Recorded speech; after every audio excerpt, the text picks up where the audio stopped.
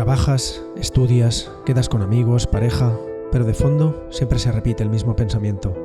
¿Cuándo volveré a salir de pesca? Entonces, recuerdas cada kilómetro, cada camino, todos los lagos y ríos, un salto, una burbuja, un lance, irte a la cama confiando en tu postura y... Te ves en medio de la noche corriendo por la orilla guiado por la luz de tu alarma. El carrete girando. Si sientes esta pasión, la libertad cada vez que vas de pesca, si has abrazado a un compañero en la orilla, si amas la naturaleza, si el carfishing te hace sentir vivo, bienvenidas y bienvenidos. Esto es el podcast de Spanish Carpers.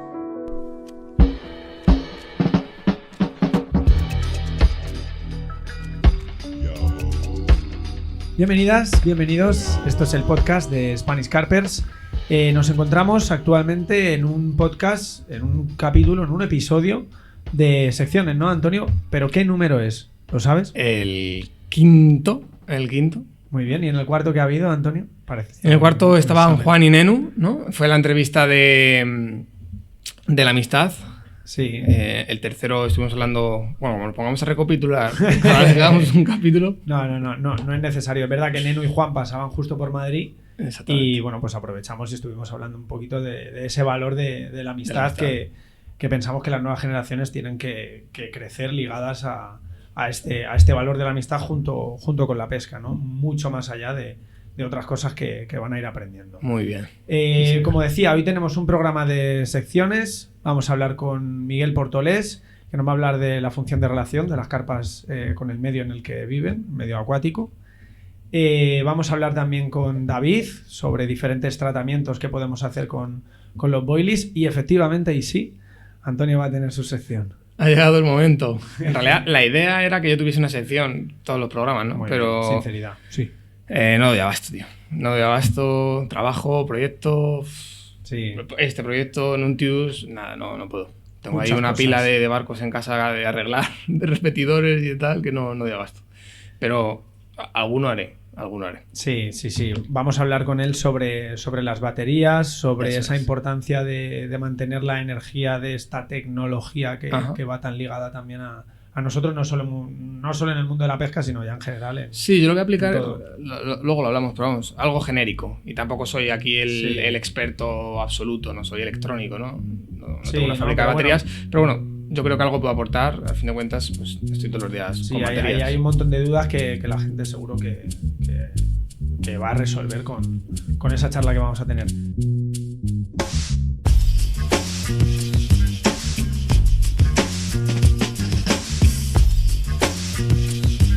Empezamos entonces con Miguel Portolés, que viene a hablarnos sobre la función de relación de la carpa en el medio acuático. Pero Miguel, yo quería comenzar preguntándote a ti cómo te relacionas tú con el medio terrestre en el que nos encontramos, porque en los dos últimos programas te has perdido en los dos. El GPS no ha ayudado. Buenos días, Raúl. Sí, aquí estamos otro mes más.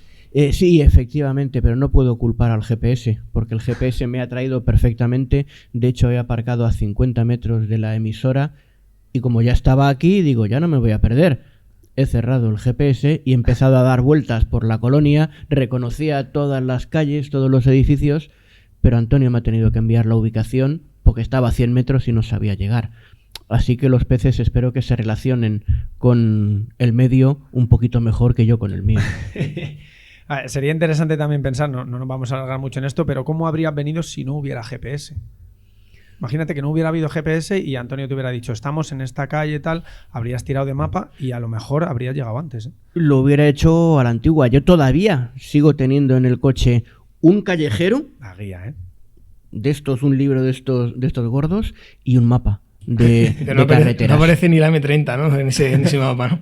Yo jugaba al fútbol en la M30 antes de que existiera. Pues de ese año es el mapa, ¿no? Para toda esta función de relación con el medio, yo creo que lo más importante es el cerebro, ¿no? Ahora nos contarás un poquito. Pero cómo a nosotros nos interesa mucho saber, muchas veces nos preguntamos, ¿no? Cómo piensan las carpas, en qué están pensando, cómo funciona ese pequeño cerebrín que tienen las carpas. Bueno, Raúl, realmente el cerebro de las carpas es mucho más complejo de lo que nosotros pensamos. El cerebro como los cerebros de todos los animales, es un centro receptor de impulsos eléctricos, y el cerebro lo que hace es traducir a diferentes sensaciones, tratar como estímulos los cambios que ha habido en el medio, y los peces son capaces de identificar muchos más estímulos que nosotros, mamíferos, seres teóricamente más evolucionados, no somos capaces de interpretar. Nosotros tenemos los 5 sentidos típicos, tradicionales: el tacto, el gusto, la vista, el oído y el olfato, pero gracias a una especial disposición del cerebro de los peces, ellos son capaces también de identificar impulsos magnéticos, impulsos eléctricos, son capaces de utilizar la presión como un sentido para orientarse. Realmente el cerebro de los peces es mucho más complicado, mucho más complejo de lo que podríamos pensar. Uh-huh. Has hablado de los sentidos, y es algo que vamos a tratar a lo largo de este capítulo. Nosotros siempre pensamos que para atraer a las carpas tenemos que utilizar algo que sea muy, muy oloroso, pero claro, nos huele a nosotros. No sé si ellas llegan a captar ese olor. ¿Cómo funciona este sistema olfativo de la carpa? Bueno, cuando hablamos del sistema olfativo de las carpas, debemos tener en cuenta que estamos hablando de un proceso químico que es la quimiorrecepción, que es un proceso sobre el cual hay mucha mística, pero que podemos bajarlo hasta un nivel mucho más mundano, diciendo que el hecho de oler simplemente es una quimiorrecepción. Uh-huh. Las carpas, por medio de su sistema olfativo, son capaces de detectar moléculas que están disueltas en el agua. Cualquier cebo que nosotros podamos echar, cualquier pez del cual se pueda alimentar otro pez, una planta, un alga de la cual se pueda alimentar una carpa o cualquier otro animal, está liberando en el medio moléculas que se disuelven. Las narinas, los agujeritos que tienen las carpas entre la boca y los ojos, tienen un epitelio olfativo que consta de unas células sensoriales que son capaces de físicamente capturar esas pequeñas moléculas que están disueltas en el agua. Entonces se produce la transmisión del impulso nervioso desde el epitelio olfativo hasta el cerebro, y el cerebro lo interpreta como un olor, y como un olor atractivo o como un olor que produce rechazo. Uh-huh. Las carpas tienen un sentido del olfato bastante bien desarrollado. Son capaces sobre todo de oler muy bien las moléculas de los aminoácidos, pero también son capaces de oler las sales minerales, las vitaminas, los ácidos grasos, las proteínas. Cualquier compuesto orgánico desprende un olor que se transmite al medio en forma de esas moléculas. Uh-huh. Por cómo hablas, pareciera que las carpas nos dan 1000 vueltas. Miguel, ¿es un poco así? Ten en cuenta que las carpas son unos animales que de forma natural todavía viven imbricados en el medio natural, mientras que nosotros... No modificado, en cierta manera, ¿no? Nosotros, gracias a la evolución, gracias a nuestra superior inteligencia, pues hemos sido capaces de desarrollar tecnología. Llevamos vestidos, por eso ya no necesitamos llevar el cuerpo cubierto de pelos. Hemos desarrollado vacunas y medicinas, con lo cual nuestro sistema inmune ya no es tan potente como era al principio. Los avances, el progreso de la ciencia, la tecnología, que tantos beneficios nos han traído, en algún caso, desde el punto de vista anatómico, fisiológico y funcional, pues sí que nos han pasado una cierta factura. Las carpas, que son animales que dependen totalmente del medio en el que viven, no se pueden permitir el lujo de ninguno de estos sentidos que no esté tan preparado como para poder interpretar cualquier señal que ellos tengan en un instante. Te iba a preguntar, Miguel, esto que estamos viendo en la pantalla, que estás viendo tú también, yo no me imaginaba que era así. Cuando compartiste el PowerPoint, no me imaginaba qué eran los agujeros que tenían las carpas. Realmente nunca lo había pensado. Y es curioso, ¿no? Porque realmente si se ve, ¿no? Es por dónde entra el agua, ¿no? Entra el agua por un orificio y sale por el otro, ¿no? Por eso tienen dos. Y entre medias del conducto es donde está... cada una de las narinas, se llaman narinas estos pequeños agujeritos que tienen las carpas entre la boca y los ojos. Las narinas tienen un pliegue cutáneo. Digamos que la narina está como dividida en dos. Tiene esta forma de U. Por un lado de la narina entra el agua que trae consigo las moléculas disueltas, y esas moléculas son captadas por esas células sensoriales que están justo en la base de la narina. Claro, eso es el cada epitelio. orificio estaría dividido en correcto, dos. Cada orificio está dividido en dos. Es aún Así más es. interesante de lo que tú Curioso, decías. Curioso, Efectivamente, no es que las dos narinas estén conectadas internamente, sino que cada uno de ellos está dividido en dos. Entonces, en cada una de las narinas entra el agua, pasa hasta el epitelio olfativo, ahí quedan atrapadas las moléculas que dan el olor, y por la parte superior de la narina sale el agua. Es importante saber que este agua no penetra nunca en el cuerpo del pez. Cuando hablábamos hace un par de sesiones de cómo respiran, es importante saber que el agua que lleva el oxígeno disuelto sí que pasa en la boca hasta las branquias, interior, claro. Mientras que este agua entra por la narina y por la parte superior sale. Únicamente en el camino deja sus moléculas en los epitelios olfativos. Decías que sobre todo captan los aminoácidos, y yo no sé si tienen aminoácidos o no, pero es muy popular escuchar en la orilla, no, hombre, te acabas de fumar un cigarro, ahora no prepares el cebo, ¿no? Porque a lo mejor transmites ese olor al cebo y luego eso puede hacer que la carpa sienta rechazo, ¿no? O lo repela. ¿Eso es 100% así? ¿Podemos saberlo o no? Porque de verdad que yo eso lo he oído muchas veces en la orilla. Los peces, las carpas, son capaces de detectar si en ese momento los estímulos del medio son favorables o no, si hay algún peligro.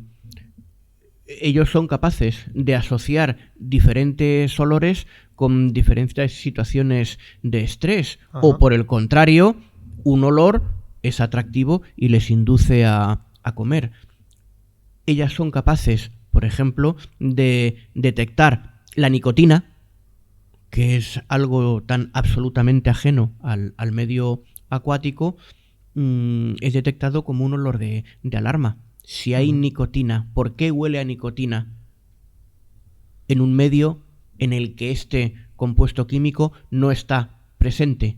Posiblemente ellas no asocian la nicotina al ser humano, pero sí asocian la nicotina como un elemento extraño, externo, algo que no debería estar allí.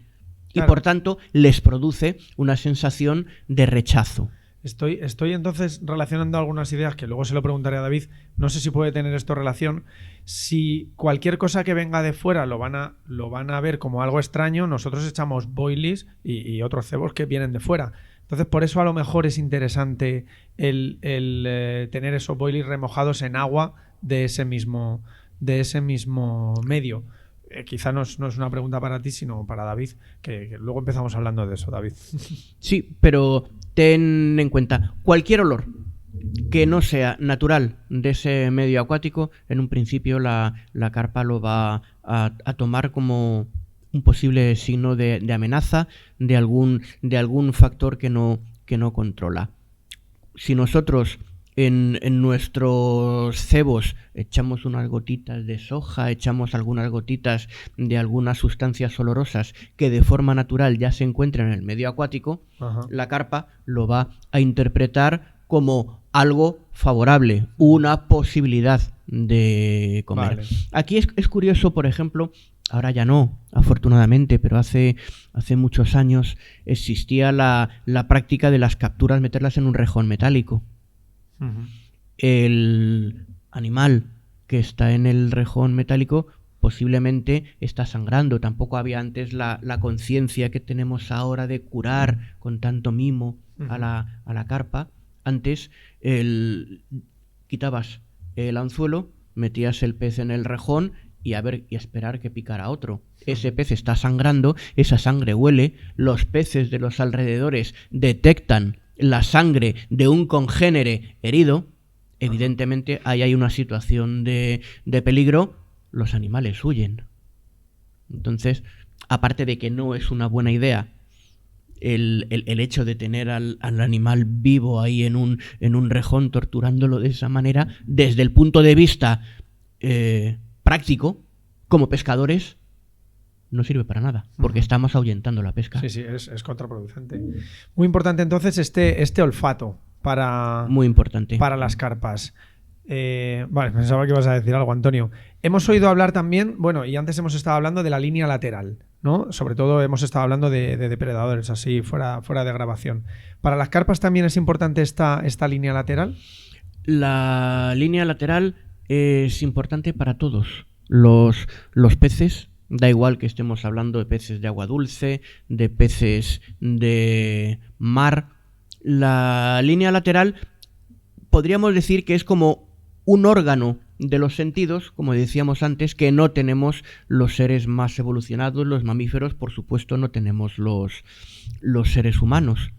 La línea lateral es una serie de escamas modificadas, un poquito más pequeñas, que se encuentran a ambos flancos del pez, a la derecha y a la izquierda, y que cada una de esas escamas tiene un pequeño poro, por el que llega hasta unos neuromastos.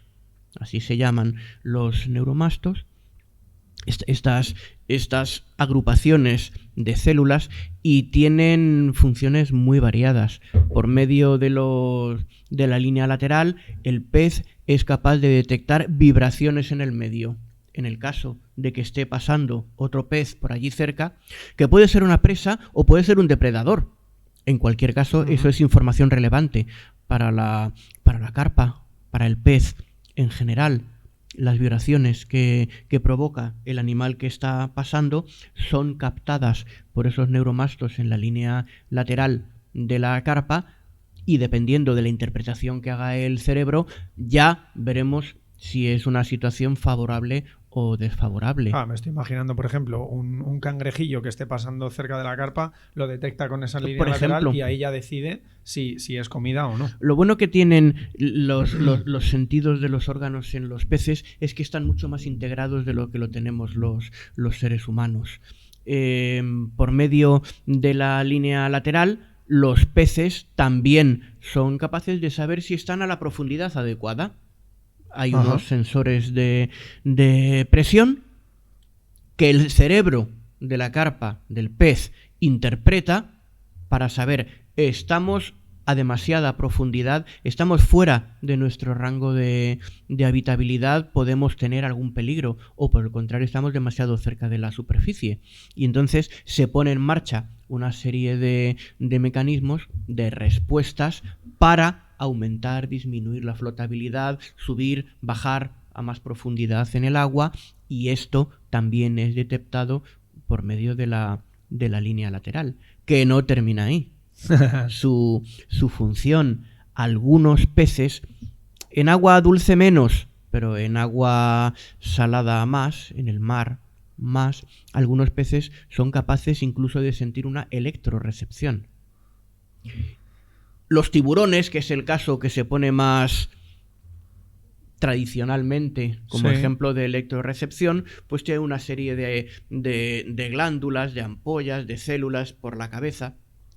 Pero animales de agua dulce son capaces por medio de la línea lateral de sentir también impulsos eléctricos que rodean a cualquier ser vivo. Por el hecho de estar vivo, de tener un metabolismo activo, cualquier ser vivo está creando a su alrededor un campo eléctrico. En el caso de los peces de agua dulce de la península ibérica, pues está menos desarrollado, pero hay algunos casos en los cuales también se podría hablar de una leve electrorecepción. Ajá. Nosotros, sobre todo en el mundo del carp fishing, pescamos carpas y barbos, y algo que yo considero bastante característico de estas especies es los barbillones, ¿no? Y me imagino que, bueno, pues tendrán su función, ¿no? Claro. Ten en cuenta una cosa. ¿Dónde viven estas especies que tú me has dicho? Las carpas, los barbos, los gobios, los peces que tienen barbillones. Viven en aguas más o menos remansadas, con un fondo más o menos de cieno, con una visibilidad que puede estar disminuida. Entonces, el sentido del olfato, el sentido de la vista, no lo tienen especialmente desarrollado si lo comparamos con otros animales. Ahora veremos. Entonces, en este medio que puede resultar un poco complicado acudir a los sentidos tradicionales del olfato y de la vista, siempre es necesario cualquier ayuda. Las barbillones que tienen los ciprínidos son táctiles, son sensoriales, son igual que nosotros con los dedos sentimos si esto es rugoso, si esto está frío o si esto es liso. Ajá. Ellos son capaces de sentir la naturaleza del objeto que están tocando, si esa planta está en buenas condiciones. Si hay en el caso anzuelo, de que se tenga que esconder, si esas plantas son altas, son pequeñas, por supuesto que las ven, pero es una ayuda más. Estaba yo pensando en si hay un anzuelo al lado de donde estoy comiendo, ¿no? Quizá esos barbillones Por les ejemplo, ayuden si a saber. tenemos el sedal, el barbillón lo va a roza, detectar. se produce la transmisión del impulso eléctrico y el cerebro lo interpreta como un sedal, algo que no debería estar allí, algo ajeno al medio, peligro. Ajá. Pero entiendo que las carpas tienen tacto en todo el cuerpo, ¿no? No solo en los barbillones. Sí, por supuesto. Curiosamente, lo que tienen distribuido las carpas por todo el cuerpo, como la mayoría de los peces, después hablaremos de ellos, son las papilas gustativas, las que nosotros tenemos en la boca. Ajá. Para saber si un alimento es dulce o es Sí, eso es salado. interesante. Los peces lo tienen por todo el cuerpo. El sentido del tacto que está distribuido a lo largo de todo el cuerpo, Antonio, volvemos una vez más a esas diferencias de presión, a esas vibraciones que pueda haber en el medio y que la carpa capta a través de la línea lateral, de los poros que hay en cada una de las escamas que conectan el medio acuático con los neuromastos, con las células ciliadas que están dentro de cada uno de estos neuromastos. Ahí podríamos hablar más, pues esto, de una recepción de vibraciones que puramente de un sentido del tacto. O sea, realmente las escamas lo que hay son unos agujeros que dices que es Correcto. por donde accede la vibración o electricidad, no sé Efectivamente. realmente ya No, ambas cosas.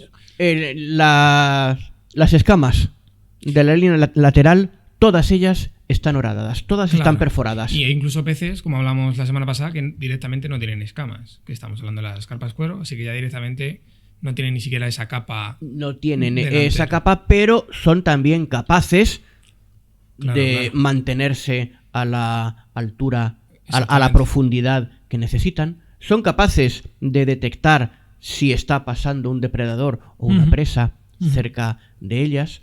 Realmente no son las escamas de la línea lateral lo que está facilitando esa información, sino son esos agujeros, esos poros que están conectados comunicando a los con nervios. el sistema nervioso interno. Exactamente.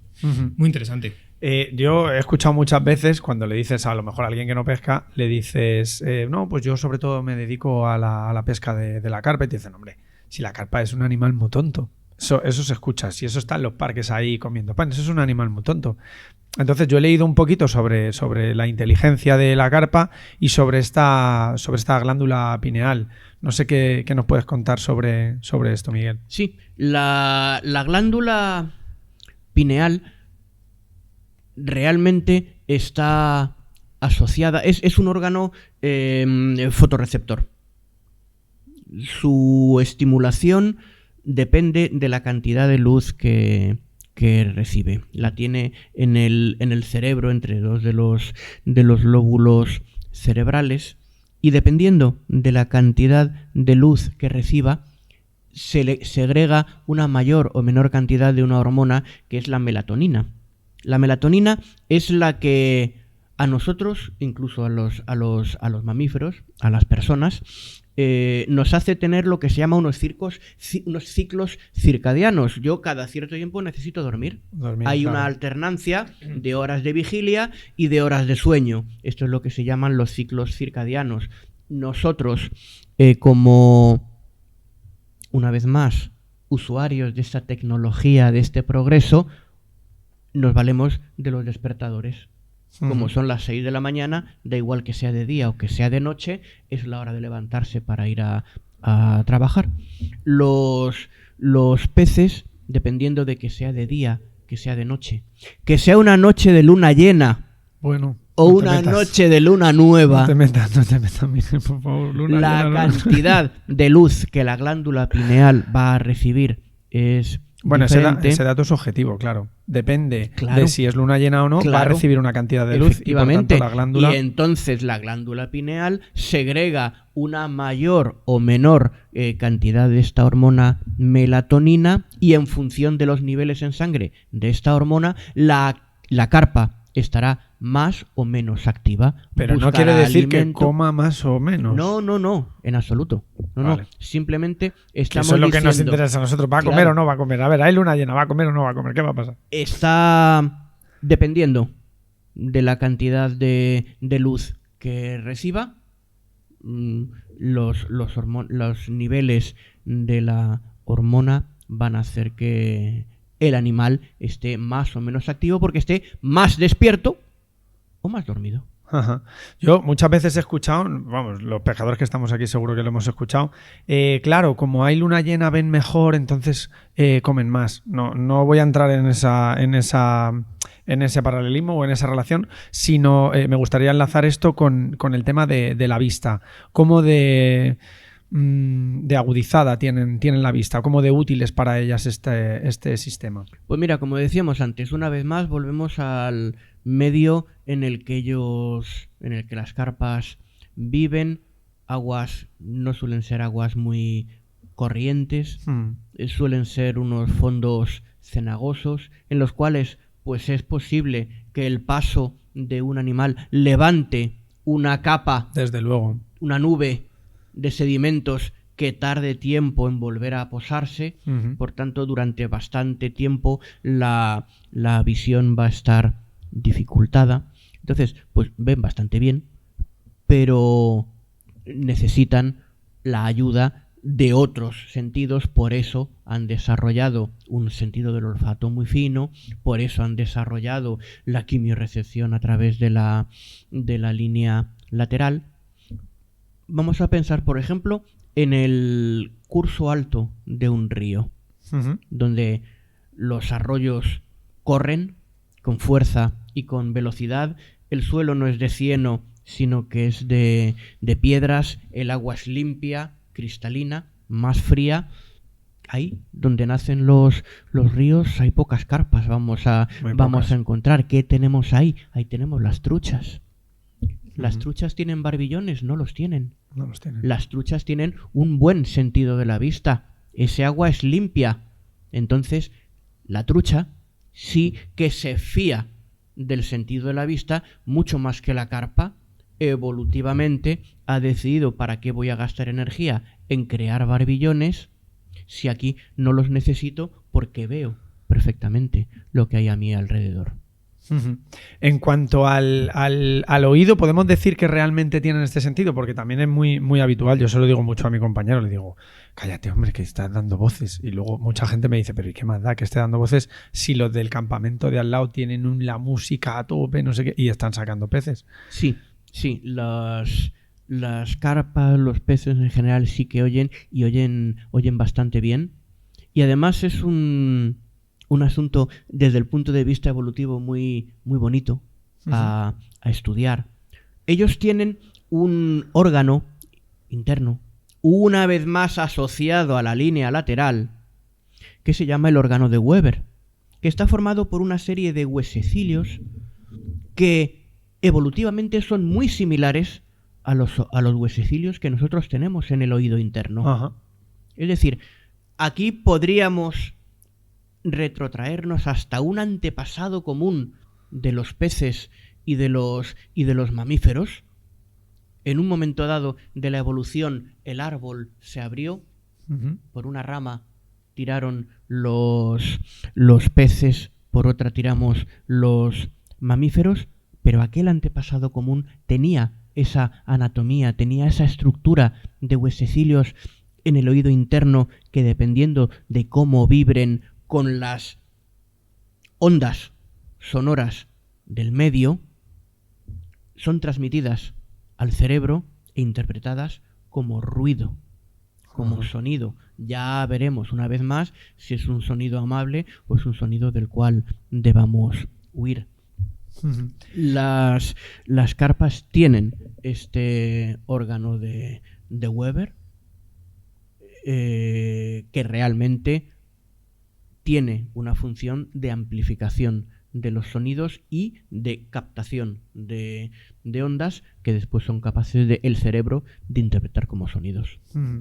Estamos acabando ya, como vemos, lo tienen bastante desarrollado todo, pero si tuvieras que hacer un pequeño resumen de cuáles son los más importantes o de los cuales depende más su supervivencia, ¿cuáles dirías que son, Miguel?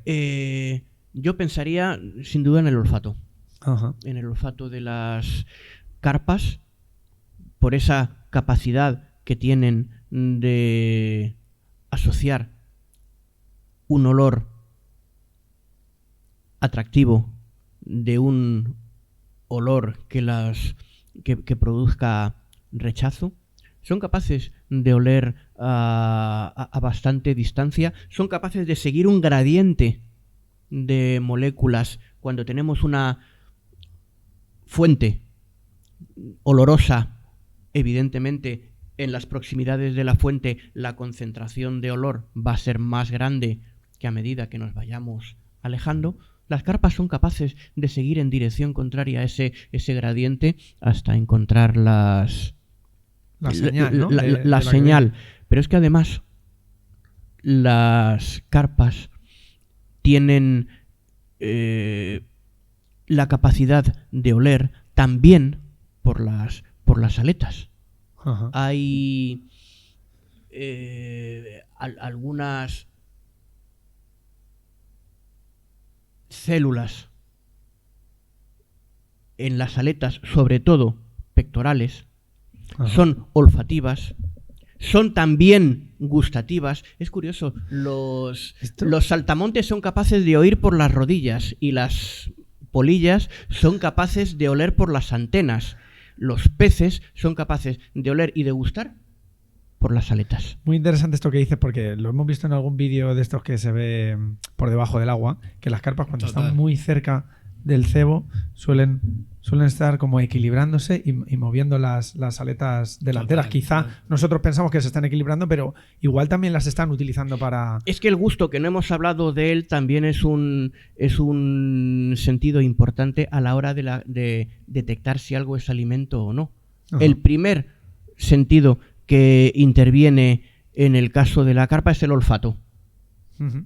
A medida, Es el que la va a traer a algún lugar, digamos. a medida que la carpa atraída se acerca a la fuente olorosa, a partir de ahí las papilas gustativas que tiene en las aletas también son capaces de detectar: esto me gusta, esto es alimento o esto no lo es. Ajá. Primero se ha fiado de su olfato, pero después, a la hora de decidir si se va a comer eso que está a su alcance, interviene también el gusto.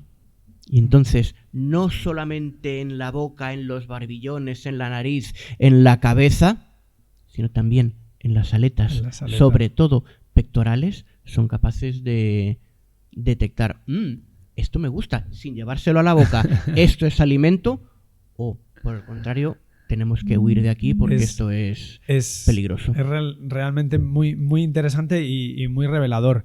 Creo que con esto vamos a ir finalizando, pero como hemos dicho en anteriores capítulos, si tenéis alguna duda, nos la enviáis y demás. Hay una duda que se repite en muchas ocasiones y bueno, vamos a tratar de cubrirla más o menos.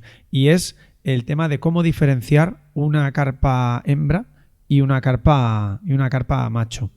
Yo ayer mismo saqué una carpa, no es lo habitual, la verdad, no suelo pescar, pero ayer saqué una carpa y aún así decía que no sé, porque sí tiene un poco la cabeza así corta, pero no sé si nos puede dar un poco de luz, Miguel, en este sentido. Es un poco como lo de la carpa cuero y la no cuero, pero sí, no sé qué nos el puede dimorfismo decir. sexual en los ciprínidos no es tan acusado como en otras especies de vertebrados, por ejemplo los mamíferos o las aves.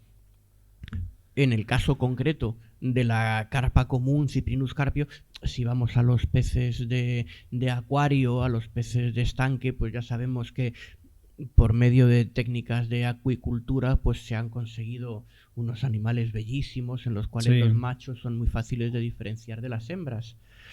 Pero estas no son especies naturales, por así decirlo. Ha habido una selección genética, ha habido una intervención. En el caso de las carpas, pues realmente es un poco más complicado diferenciar un macho de una hembra. Normalmente, si tenemos la suerte de tenerlos los dos juntos, entonces ya sí que podemos apreciar algunos caracteres. Todos estos características que voy a mencionar ahora se deben tomar con mucha precaución. Sí, que no es A o B. Al no ser un dimorfismo sexual muy acusado, puede haber casos en los cuales no esté claro. Pero en lo que más nos deberíamos fijar es en el desarrollo de las aletas pectorales. Ajá. Los machos suelen tener unas aletas pectorales más grandes, más desarrolladas que las hembras. Suelen tener una forma más poligonal, mientras que las aletas pectorales de las hembras suelen ser más lineares. Esto es un quizá de todos los factores el que más nos revelador, ¿no? El más revelador, el que más nos pueda ayudar a diferenciar.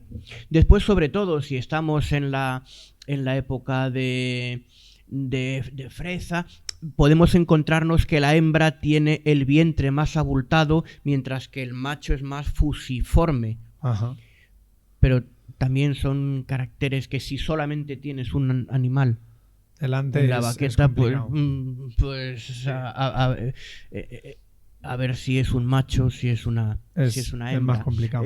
Suelen tener los machos la cabeza más grande, pero si no tienes al lado la hembra para comparar. Un poco más alargada, a lo mejor, quizás también. Quizá un poquito, sí. Cuando digo más alargada, digo desde la frente hasta el hocico. Sí. Eso es más grande.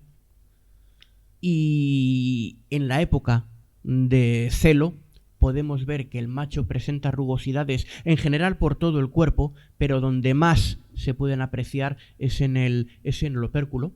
Sí. Mientras que la hembra es lisa y el macho, si no es época de celo, también es lisa. Cuando estamos en esa época de reproducción, sí que podemos Se nota un poco encontrar más rugoso. en el macho aquí unas rugosidades en el opérculo. Suele ser más grande el macho que la hembra. No es difícil, no es fácil en cualquier caso diferenciar machos y hembras, pero sobre todo deberíamos fijarnos en las aletas pectorales.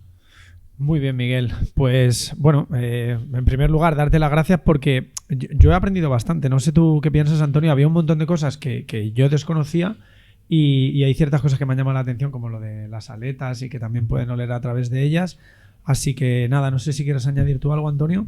No, nada, como siempre, gracias. Nada. O sea, siempre ese toque científico. Sí. Porque muchas veces los pescadores no sabemos estas cosas. Ya está. Es conocimiento que está ahí que deberíamos saber muchas veces y no sabemos. Es cierto que nos hacemos muchas preguntas, pero luego no sé cuánta gente irá a buscar el porqué de esas respuestas.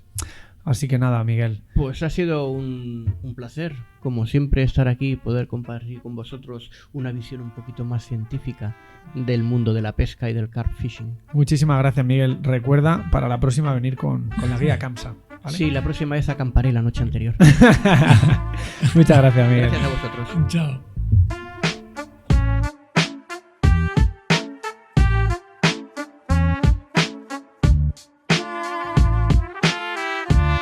Bueno, acabamos de estar hablando con Miguel sobre la función de relación de las carpas, sobre cómo utilizan esos órganos de los sentidos y bueno, desde aquí, Miguel, decirte que esperemos que llegues a casa, que te funcione el GPS y puedas llegar. Más tarde hablaremos con Antonio sobre esa gestión de la energía que hacemos en la orilla. Y ahora mismo vamos a hablar con David, que como él dice, hoy va a hablar de los chuletones, del carp fishing. ¿Qué son los chuletones, David? Ya en el tercer programa empezamos con los boilies, que es la parte que a mí más me gusta, Raúl, y que es libre de polvo y paja, ¿sabes? Comida, los buenos, comida 100%. Y la comida 100% siempre hace que el animal repita. Como decimos siempre en esta sección, vamos a tratar que sea lo más útil posible, ¿no? Que cuando nos surge algún problema bueno, pues que se nos han puesto duros los boilies o queremos un extra de atracción, bueno, pues nos acordemos de que, vaya, pues en aquel podcast David decía que podíamos utilizar una serie de tratamientos, ¿no? Y de eso vamos a hablar hoy. Pero en primer lugar, me gustaría que nos comentaras, David, cómo funciona un boilie en el agua, qué estamos tirando al agua y bueno, sí, cómo funciona este cebo. Vale, pues esa es muy buena pregunta porque mucha gente no llega a entender todavía cómo funciona el cebo, ¿vale? Entonces, la velocidad de atracción que va a tener el cebo, es decir, la capacidad que tiene para generar un estímulo en el pez de alimentación, va a ser más rápida cuanto más rápido salgan de su interior las moléculas atractivas que pueda tener. Uh-huh. ¿De qué depende esto? Pues básicamente depende, Raúl, de la hidratación que tenga el boilie. El boilie, en el momento que toca el agua, en el pantano, va a empezar a recoger agua de su entorno, va a empezar a hincharse y en esa hinchazón va a empezar a soltar moléculas atractoras al medio. Es decir, recoge el agua del medio con todos sus componentes disueltos y al mismo tiempo lo que él tiene en el interior lo suelta al medio. Uh-huh. Y eso que suelta al medio es lo que hace que atraiga al pez. Evidentemente, cuanto más tarde en hidratarse un boilie, más lento va a ser. Lo que se suele decir vulgarmente en nuestra argot de carperos, este boilie es rápido, este boilie es lento. Es como la pregunta más típica, ¿no? ¿Cómo de rápido está actuando mi boilie? ¿Cuánto va a tardar en hacer ese intercambio del que tú hablabas, ¿no? Efectivamente. Yo un truquillo que hago desde hace mucho tiempo es una vez que quito una caña, con un boilie que a lo mejor es la primera vez que estoy utilizando, lo parto por la mitad para ver hasta dónde ha llegado la humedad, ¿de acuerdo? Uh-huh. Si ponemos dos boilies, el 1 y el 2, de forma imaginaria, y el 1 a las 12 horas lo saco y ya le ha llegado el agua al centro, mientras que el 2 lo saco y todavía se puede apreciar que el centro está seco, el boilie número 1 quiere decir que es mucho más rápido y atraerá mucho antes a los peces. Ajá. ¿Vale? ¿Esto lo podemos hacer en casa o no funciona igual? Quiero decir, para hacer esta comprobación lo puedes hacer en 2 vasos de agua. Sí, por supuesto. ¿Sí? Lo puedes hacer en casa en 2 vasos de agua. Vamos, en 2 vasos de agua y en el mismo agua. ¿Vale? O sea, en un mismo vaso echas los 2 boilies, los dejas un tiempo, o echas varios boilies y según van pasando las horas los vas cogiendo, los vas partiendo y vas viendo la velocidad de cada uno. ¿De acuerdo? Hoy, como decía, vamos a hablar de diferentes tratamientos que podemos hacer a los boilies según las necesidades que tengamos como pescadores. Para empezar, y al hilo de lo que tú decías de esa importancia de la hidratación, vamos a hablar de lo que es la rehidratación. ¿En qué consiste este proceso, David? Pues mira, me gustaría citar a Shaun Harrison, que es a la persona a la que le adjudican este tratamiento, y él lo denomina darle un trago a los boilies. ¿De acuerdo? Darle un trago. Básicamente, años 90, años 2000, se producían y se utilizaban mucho en Inglaterra los boilies congelados. Cuando el boilie se congela, suelta humedad, y cuando lo descongelas para utilizarlo, absorbe esa humedad. ¿De acuerdo? Entonces, lo que hacía Shaun es echarle líquidos para que ese boilie se rehidratara en ese líquido. No solo se puede utilizar en boilies congelados, también boilies que tengamos por casa y que ya lleven un tiempecillo y se hayan puesto un poco duros, también le podemos echar un poquito de líquido para que lo absorba y se rehidrate, tal y como dice la palabra. Pero realmente, ¿qué se consigue con este proceso? ¿Que sea más rápido ese intercambio en el lago? ¿Ese es el objetivo de la rehidratación? Básicamente lo que consigues con la rehidratación son varias cosas, pero la fundamental es la que tú dices. Si tú tienes un boilie que ya se ha saturado en agua, cuando lo eches al pantano, río, donde vayas a pescar, lo que sucede es que ese boilie no va a recoger y no va a absorber el agua de su entorno, porque ya está saturado en agua. Ajá. Y lo que va a hacer es empezar a soltar inmediatamente las moléculas atractoras que tiene dentro. Es algo así como si le pusiéramos un turbo de óxido nitroso a los boilies que vamos a utilizar. Ajá. Y no sé si nos puede, ilustrar un poco, decirnos un poco los pasos a seguir para poder realizarlo, porque yo creo que la gente que quiere un poco tener esta utilidad del podcast, pero creo que también lo entienden bien si nos vas diciendo pasos, ¿no? Paso 1, primero hacer esto, paso 2, esto, ¿no? Para que no nos perdamos. Bueno, pues esto... Porque yo, de verdad, yo soy el primero que coge 1 kilo de boilies y digo, han dicho que rehidratar, pues le vuelco 2 kilos de agua encima, le echo un poco de lo que yo creo que es atractor y para adelante. Y quizá no funciona así, ¿no? No. A ver, la rehidratación es muy sencilla, pero requiere un trabajo, ¿de acuerdo? Entonces, la rehidratación yo no puedo decirte una cantidad de líquido porque va a depender del tipo de boilie que es. Hay harinas que absorben más agua, harinas que absorben menos agua, y del tiempo y la dureza que tenga el boilie, ¿de acuerdo? Si están todos relativamente decentes y no están como piedras, se pueden comenzar con unos 100 mililitros bien de agua, ¿de acuerdo? Bien de algún líquido que no sea denso, no sé, por citar alguno, Fitestin XP de Cecemur o Nutramino de Nutravive, ¿de acuerdo? Si es un líquido espeso, habría que diluirlo en agua, ¿de acuerdo? Y comenzando eso en torno a 100 mililitros. El boilie va a ir absorbiendo esa cantidad de agua, pasamos a las 24 horas, si vemos que ha absorbido esa cantidad de agua, le echamos otro poquito más. Y así sucesivamente hasta que el boilie quede saturado en humedad. Quería hacerte una pregunta, perdona si te he cortado, sobre la temperatura de este líquido. ¿Es más aconsejable que esté a una temperatura más elevada o no? ¿Importa? No sé. No, la temperatura siempre importa, ¿de acuerdo? En todo en esta vida importa. Pero si los boilies están en unas condiciones, como decimos, decentes, tú vas a poder echarle el agua directamente a temperatura ambiente y no tiene ninguna importancia, ¿de acuerdo?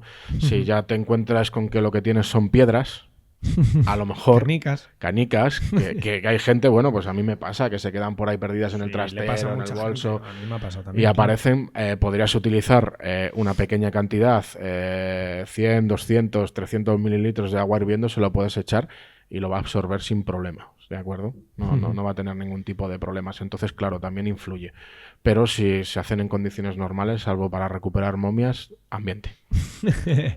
Es interesante, lo han nombrado un poquito también el tema de los líquidos, que ya lo tratamos en el podcast pasado, pero para este tratamiento, para esta rehidratación, ¿qué tipo de líquidos recomiendas? Bueno, puedes utilizar el que quieras. Lo fundamental, tal y como valga la redundancia, una rehidratación es volver a hidratar, que el boilie, el agua que ha perdido, Sí. lo vuelva a recuperar. Entonces, fundamentalmente tienen que tener una buena cantidad de agua, ¿de acuerdo? Evidentemente, si vamos a utilizar algo que es muy espeso, el boilie no se va a rehidratar en la vida. Ese líquido espeso, como hemos dicho con anterioridad, lo que habría que hacer es diluirlo en agua, ¿de acuerdo? Entonces, lo fundamental es que el líquido sea rico en agua, porque es darle humedad al boilie. Se podría hacer una rehidratación exclusivamente con agua. Sí, efectivamente. Yo sobre todo lo que he leído en artículos, y bueno, creo que a ti también te lo he escuchado alguna vez, es el tema de utilizar aguas de cocción de semillas, como por ejemplo del cañamón. No sé si tú lo apoyas eso. Sean Harrison, volvemos otra vez a citarle, dijo que la rehidratación de boilies con el líquido de la cocción del cañamón reciente, ¿de acuerdo? No hablamos de jarras o de cosas comerciales, sino del cañamón que él mismo cocía, lo guardaba, lo congelaba y lo utilizaba para rehidratar sus boilies. Y él lo que viene a decir en muchos de sus artículos es que no ha descubierto ningún método de rehidratación mejor que el de los boilies con el agua de cocción de cañamón para el verano. Entonces puedes utilizar el agua de cocción de las semillas, guardar una pequeña parte y utilizarlo posteriormente para rehidratar los boilies, ¿de acuerdo? Es muy interesante. Hay una pregunta que yo me he hecho muchas veces pescando en fango y al hilo de lo que tú decías, ¿no? Tú necesitas que, bueno, básicamente cómo funciona un boilie es haciendo ese intercambio con el medio. Pero claro, si el medio en el que yo he echado mi boilie es fangoso, no puede absorber ese fango, perder el olor, porque bueno, yo lo hago, yo digo, a ver, esto huele a fango igual. Sobre todo en primer lugar por saber si he presentado o no el cebo, pero ahora que tú nos estás hablando de este intercambio, por saber si puede perder atracción mi boilie al haber estado en un terreno fangoso, que digamos haya estado absorbiendo el olor del fango. Bueno, básicamente, como hemos comentado con anterioridad, lo que sucede es que el boilie entra en el medio, comienza a hidratarse, ¿de acuerdo? Si tú echas un boilie que no está rehidratado, completamente hidratado, en una zona de grava, absorberá un agua, ¿de acuerdo? Si tú lo echas en limo, absorberá la zona del limo. Si tú lo echas en fango, como comentas, absorberá el agua que está en el fango. Evidentemente, en estas tres situaciones, el que está en grava siempre será mejor. Será un boilie que tendrá un sabor, conservará un sabor mejor y será más fácilmente localizable que el que ha absorbido el agua del fango. Todo esto con boilies que ya están saturados en humedad o que tienen bastante humedad, lo minimizas. ¿Por qué? Por lo que hemos comentado con anterioridad. No van a absorber tanta cantidad del agua. Al no absorber tanta cantidad del agua, no se les va a quedar ese olor a cieno tan potente o ese olor a limo tan potente. Y al mismo tiempo que no recogen eso del entorno, encima van a estar, si no los has rehidratado únicamente con agua, sino que los has rehidratado con agua y algún tipo de molécula atractivo, ¿vale? De producto atractor, vamos. Sí. Lo que va a ser es encima más atractor, más fácilmente localizable en el medio para las carpas. ¿En qué se traduce esto? En el mismo tiempo, más picadas. Ajá.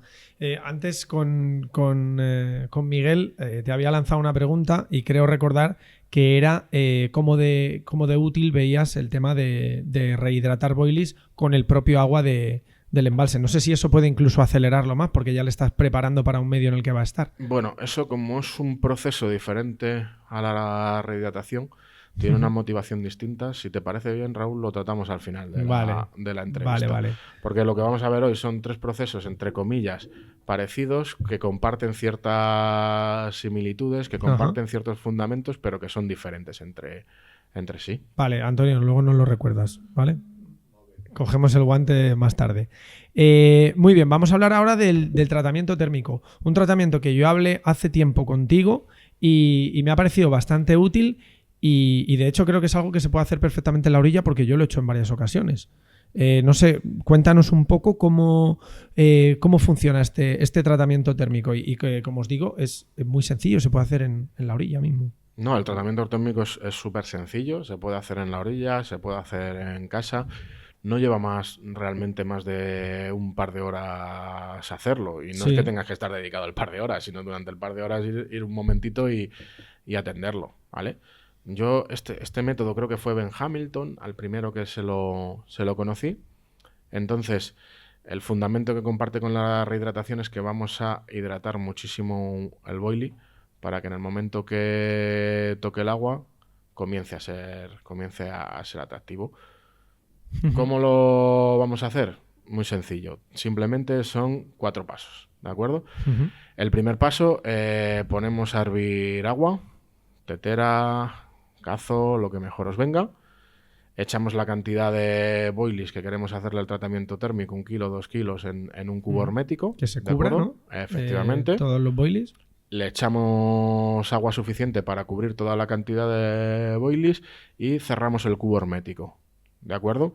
Dependiendo del tipo de boilie, dependiendo de las harinas, esto ya va a variar. Se puede tener entre 5 minutos y entre cuarto de hora. Cuidado que no se ¿De deshagan. acuerdo? Evidentemente se pueden deshacer. Hay que tener cuidado. Transcurrido el tiempo que sea óptimo para los boilies que estamos utilizando, drenamos prácticamente toda la cantidad de agua que tenemos, o algunos si lo quieres reutilizar para engodos, semillas, que lo reutilice, y le aditivamos los líquidos que nosotros consideremos oportunos para que ese boilie los absorba y así aumentar el poder de atracción de ese boilie, al que cuando le hemos echado el agua le hemos quitado también mucho poder de atracción, porque ese agua hirviendo lo que ha hecho es sacar tanto conservantes como atractores del boilie, aumentando el tamaño de poro. Sí. Se lo hemos quitado, luego con los líquidos que le añadimos volvemos a compensarlo. Vamos echando la cantidad de líquido que consideremos oportuno y que vayan absorbiendo los boilies, y una vez que han absorbido la cantidad que queremos, el último paso es echarle algún sólido para hacerle lo que solimos decir aquí en España, el rebozado, que tenga compuestos solubles. Lo echamos, lo agitamos, dejamos que se forme una pequeña costra y ya estaría, ¿no? No tiene más. Sí, yo recuerdo que la primera vez que hablé contigo sobre este tratamiento térmico, te decía, pero claro, cuando yo le eche todo ese agua hirviendo y luego se lo quite, vale, le estoy quitando conservantes, pero le estoy quitando mucha atracción. Entonces, no le puedo echar simplemente un flavor por encima y ya está. Hay una serie de líquidos que yo le tengo que echar para potenciarlo, ¿no? Porque digamos que en ese proceso estás haciendo que el boilie sea más rápido, pero también le estás quitando atractores. Entonces, no creo que valga cualquier líquido, ¿no? En este sentido. Bueno, básicamente es lo que tú dices. Cuando le hacemos el tratamiento térmico, lo que estamos haciendo es sacarle muchos conservantes, le estamos sacando también muchos compuestos atractores, ¿de acuerdo? Lo que hacemos es que ese boilie, como ya está completamente hidratado, en el momento que entre en el agua va a soltar esos atractores, como hemos hablado con anterioridad en la rehidratación. El problema es que tiene muchísimos menos. La forma de compensarlo es echarle los líquidos. Podemos utilizar prácticamente cualquier líquido. Yo no recomiendo que se utilicen ni Flavor, ni aceites esenciales, ni ningún líquido que a bajas concentraciones genere ya un efecto importante, ¿vale? ¿Por qué? Porque un aceite esencial del que necesitas 10 gotas, si no se reparten bien, igual que te genera la atracción, te genera la repulsión. Entonces yo soy partidario de utilizar lo que se suele denominar como liquid foods o algún booster o algún dip, que se puede utilizar también en este caso, para compensar la atracción que le hemos quitado en el primer paso. Sí, yo recuerdo que siempre que lo he hecho con Liquid Food, porque siempre he pensado, claro, yo le estoy quitando atracción, le estoy quitando un poco alimentación, entonces yo no tengo ni idea prácticamente, entonces digo, pues le añado un Liquid Food y ya está. No sé si me puedo pasar de echarle este tipo de... A ver, son bastante caros, no creo que me pase, pero, sí, pero también, ¿puedo pasarme de Liquid Food? También te puedes pasar de Liquid Food, te puedes pasar de Liquid Food, pero bueno, lo que pienso es que una vez que te has pasado, si estás pescando en un río, en una masa de agua, llega un momento ya que el propio río, la propia masa de agua, ya de bombear el cebo te lo ha difundido. Pero como hemos hablado en otros episodios, hay veces que es mejor comenzar con menos e ir aumentando. Mejor que comenzar con más e ir disminuyendo. Yo sí que es cierto que la rehidratación no la he hecho tantas veces, pero del tratamiento térmico sí que lo he utilizado en algunas ocasiones. Está por aquí diciendo que sí, Manu, porque él lo ha hecho conmigo y sí que hemos notado la diferencia. Tú también estabas con nosotros un día, Antonio, y lo hicimos en un momentito en la orilla y se notó, la verdad. También una cosa interesante de hacerlo en la orilla, que a ver tú qué piensas. Claro, la diferencia de densidad del agua caliente y del agua fría puede hacer que, pues, además del alcohol, que es si lleva alcoholes, o el aceite también es menos denso que el agua, puede hacer que estas sustancias suban para arriba, de manera que a lo mejor si cae sobre fango, digamos que al tener diferente densidad del agua, el alcohol o estos productos suban, estos aceites suban hacia arriba y no cojan tanto el olor del fango, que a lo mejor está más concentrado abajo. No, lo que sucede no es ya por eso, es por lo que estamos hablando. Tanto en la rehidratación como en el tratamiento térmico, como el boilie ya se encuentra muy hidratado, prácticamente llegando su hidratación casi al interior, lo que va a suceder es que va a absorber muy poca agua del entorno. Al absorber muy poquita agua del entorno, no va a adquirir tanta cantidad de olor a cieno o fango. Encima añádele que si lo has rehidratado con algún líquido atractor, va a ser más atractiva que la bola normal, con lo cual tienes algo mucho más rápido y repulsivo al fango. Y lo que puede suceder, fíjate lo que te digo, es que tu boilie impregne el cieno o el fango de sus compuestos atractivos. Típica imagen que vemos, ¿no? Que se Sí, empieza a quedar y lo que todo va a sale suceder del es que boilie las encima calpas se puedan volver locas allí buscando el alimento. Súmale a eso, evidentemente, si tú haces una rehidratación o decides hacer un tratamiento térmico, pongamos la situación para que veáis que son líneas muy pequeñitas las que diferencian uno y otro. La rehidratación es un pequeño trago que tiene que absorber. Mientras que el tratamiento térmico en el primer paso le dejamos con una gran cantidad. Imagínate que ese primer paso del tratamiento térmico lo que estás utilizando es el agua de la cocción del cañamón que recomendaba Sabu Harrison en la primera. Pues evidentemente tu boilie va a soltar al medio muchos compuestos atractores, pero también va a absorber los aceites que tiene el cañamón. Y cuando comience a trabajar te va a soltar esos compuestos atractivos. Entonces al final son pequeñas diferencias entre uno y otro. Básicamente es la rehidratación, un pequeño trago para que la absorban, mientras que el tratamiento térmico es intentar que absorba mucha agua para que sea más rápido, pero con temperatura y quitando la atracción. En el primer paso no se lo quitas. Las posibilidades que hay son infinitas, Antonio, porque si te das cuenta, un mismo producto utilizado de diferente manera te da lugar a un proceso o a otro. Claro, o sea, yo no me estaba yendo tanto a la rehidratación, que es un proceso concreto, sino al hecho de utilizar pues eso, el producto y el agua caliente en la orilla. Es decir, ¿qué pensáis? Ya pregunto, de calentar los boilies, lógicamente con agua y algún dip, antes justo de echaros el agua. ¿Puede tener, pensáis, esa diferencia de temperatura? En esa diferencia de temperatura va a influir también en cómo trabaja. Y especialmente si lo estamos utilizando un tratamiento térmico en la orilla en invierno, que se intercambien, el intercambio con el medio va a ser también muy rápido por la temperatura del... Por la diferencia de la densidad. No, la diferencia, la temperatura influye en la capacidad de disolución de las sustancias. Si tus boilies están más calientes, lo va a hacer más rápido. Claro, pero también ¿vale? Al ser el agua menos densa, el agua caliente, va a subir hacia arriba. De manera que las caspas que estés... Puede que cree sí, esa sé columna, lo que quieres ¿no? decir, que suba para arriba. Que era con lo que yo decía antes también de los alcoholes y de los aceites. Son menos densos que el agua y encima si están calientes son todavía menos densos. Sí, pero son... va a subir, pero no tanto, porque al final se va a intercambiar la temperatura y son solubles. Ten en cuenta que es soluble. Eso quien lo va a hacer es el aceite, porque aparte de tener menos densidad es insoluble en agua. Claro. Lo que es soluble no. Lo que es soluble se va a quedar sobre el fondo. Pero sí, evidentemente hacerlo tiene sus consecuencias, tanto en verano como en invierno. Hacerlo en la propia orilla, como estáis comentando vosotros. Este tratamiento térmico se lo podemos hacer a cualquier tipo de boilies. A esos que son como canicas también. A los que son como canicas se lo puedes hacer tranquilamente. De hecho, el problema que vas a tener es que seguramente no lo puedas hacer en la orilla porque no absorban el agua, aunque se lo eches más tiempo, aunque se lo eches hirviendo, ¿sabes? Van a necesitar más tiempo, pero se lo puedes hacer a cualquier boilie. La diferencia que va a haber, hay harinas que absorben más agua, harinas que absorben menos agua, unos boilies se disuelven antes, otros después, entonces hay que tener mucha precaución en el tiempo. Yo no puedo decir un boilie concreto. Yo te puedo decir, esto lo utilicé con Triga cuando estaba con Nutrabytes, y con Triga lo hacía durante 10 minutos. Lo tenía con Awerbend durante 10 minutos, pero Triga no es igual a Squid-Scopes de Nax o a otro tipo de boilies. Somos cada uno, es cada pescador el que tiene que averiguar el tiempo que le va a venir bien para el tiempo del tratamiento térmico con el que tiene sus boilies con el agua caliente. Me estaba diciendo Antonio que comentáramos el tema de... Sí, lo que ha traído David y estas imágenes que no me ha dado tiempo a ponerlas, o no sé si no había que ponerlas todavía. Sí. Esas son del proceso anterior de la rehidratación.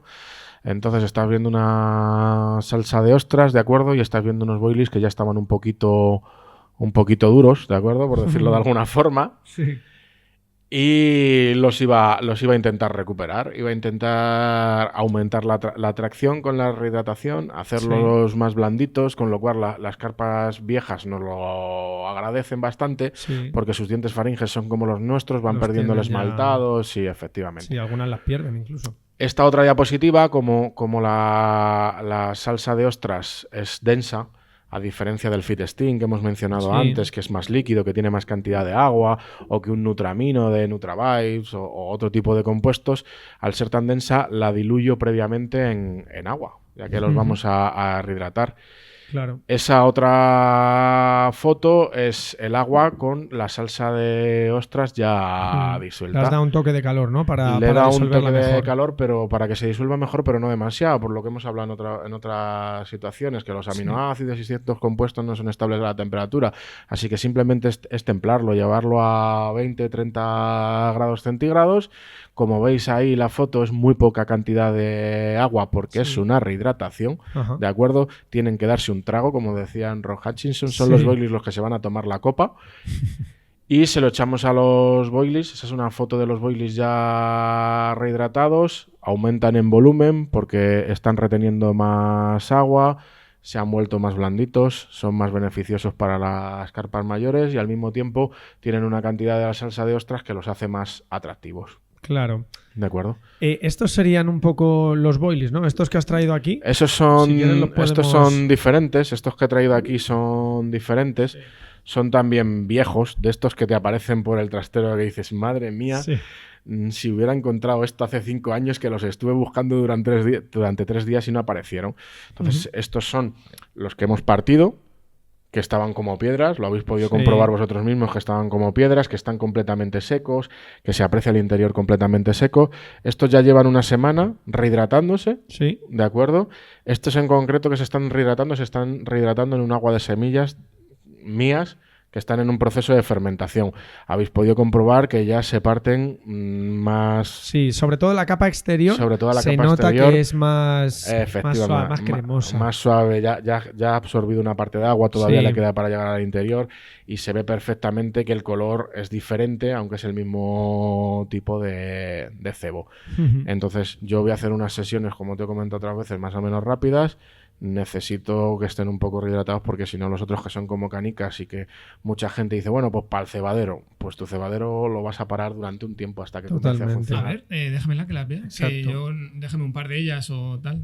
No creo que se las pueda enseñar a la cámara porque... No, mira, estas son las duras, ahí hay una hidratada, creo, y otra sin hidratar. Lo vas a notar con la mano a la hora de partirlo. Mira, Antonio, no sé si lo ves. Sí, bueno, igualmente... Joder, sí, se nota. A ver, déjame a mí que las coja ya por curiosidad mía. Mira, esta es la dura, que se nota. Y esta vas a notar sobre todo la capa de fuera bastante más blandita y te vas a manchar, ya te lo aviso. Te vas a manchar, No, entonces no me la dejes. Estoy aquí tocando los botones. No, vale. Pero dale. Pues sí, y de estas, ¿qué nos puedes decir, bueno, David? Estas son caseras, están prácticamente recién hechas. Has visto cómo se parten, has visto que el interior tiene humedad.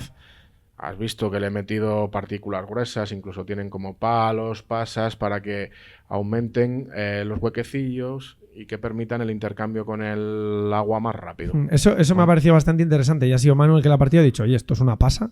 Y claro, es que metes, digamos, elementos, no sé si lo voy a decir bien, pero sólidos, ¿no? Sólidos gruesos. Que hacen que se creen esas pequeñas porosidades o cavidades, no sé cómo decirlo, para que el agua penetre y sea un poquito más rápido ese... Efectivamente, ese boilie yo lo he utilizado, como hemos comentado, necesitan del intercambio de agua para su velocidad de atracción se me ha hecho lento. A lo mejor para un pantano como Orellana además iría mejor, pero las sesiones que yo hago se me hacen lento y la solución que he decidido adoptar es meterle tamaño de partícula, un sólido con tamaño de partícula grande, con pasas, con gammarus, con cañamón triturado para que aumenten los canales y se hidrate antes el boil y sea más rápido. Ajá. Muy interesante. Estamos aprendiendo mucho y yo creo que la gente está viendo ese carácter útil, ¿no? Del que siempre hablamos, ¿no? Que si se me han quedado unas bolas duras, digo, joder, pues a lo mejor puedo hacer este proceso, ¿no? Por último, quería acabar con el lavado de boilies. Creo que en España no se hace tanto, pero yo sí que lo he leído en bastantes revistas inglesas. ¿En qué consiste este lavado de boilies? ¿Es pasarle una ¿cómo se dice? Una bayeta por encima? Hay que lavar una a una. Bueno, yo ese proceso no lo he llegado a utilizar nunca, porque creo que en España todavía no tenemos una presión de pesca suficiente en los lagos. En la mayoría, que en algunos ya va cambiando, pero en la mayoría no tenemos una presión de pesca suficiente como para que sea necesario, ¿de acuerdo? Entonces, en lo que se basa esta teoría es que la carpa es capaz de reconocer un boilie que lleva varios días en el lago de un boilie que está recién tirado. De tal forma que cuando hay mucha presión, un boilie recién tirado al agua le genera más desconfianza que un boilie que lleva ya varios días en el agua. El proceso de lavado es imitar ese proceso que sucede debajo del agua para que en el momento que nuestros boilies toquen el agua ya estén trabajando en esa zona de carpas desconfiadas. El proceso en sí es muy sencillo. Hay que tomar siempre agua del lago donde vamos a pescar, se lo echamos a nuestros boilies, los cubrimos completamente de agua y los dejamos, por ejemplo, un tiempo de 24 o 48 horas. Imagínate que vas a pescar a un lago francés, hiperpresionado, que se tiran muy pocas picadas, pues no es una mala idea decir, oye, voy a guardar un par de kilos de los que traigo de boilies, voy a coger agua del lago, los voy a echar en un cubo, los voy a cubrir completamente, como se hacía en el paso 1 en el tratamiento térmico, y voy a dejar que esas bacterias que hay en el agua comiencen a trabajar y a hidratar mi boilie, para que a los 2 días, si no he tenido picadas, pues no es una mala idea coger uno de esos boilies, cebarlo y pescar con él, a ver qué sucede. También es por quitarle ese color, ¿no? Quizá más, o no. Igual estoy yo equivocado. No. Yo lo asociaba a esto tiene un color muy, digamos, antinatural, ¿no? O brillante como tienen algunos boilies, y si lo lavas, pues parece que tiene un color a lo mejor más natural, pero por lo que dicen, no. No, básicamente el lavado de los boilies es tratar de darle a un pez desconfiado un cebo que él piense que lleva varios días en el agua, ¿de acuerdo? Con lo cual el razonamiento es, si lleva varios días en el agua, esto no tiene anzuelo, ¿vale? Y lo puedo comer, y este cebadero ya es seguro.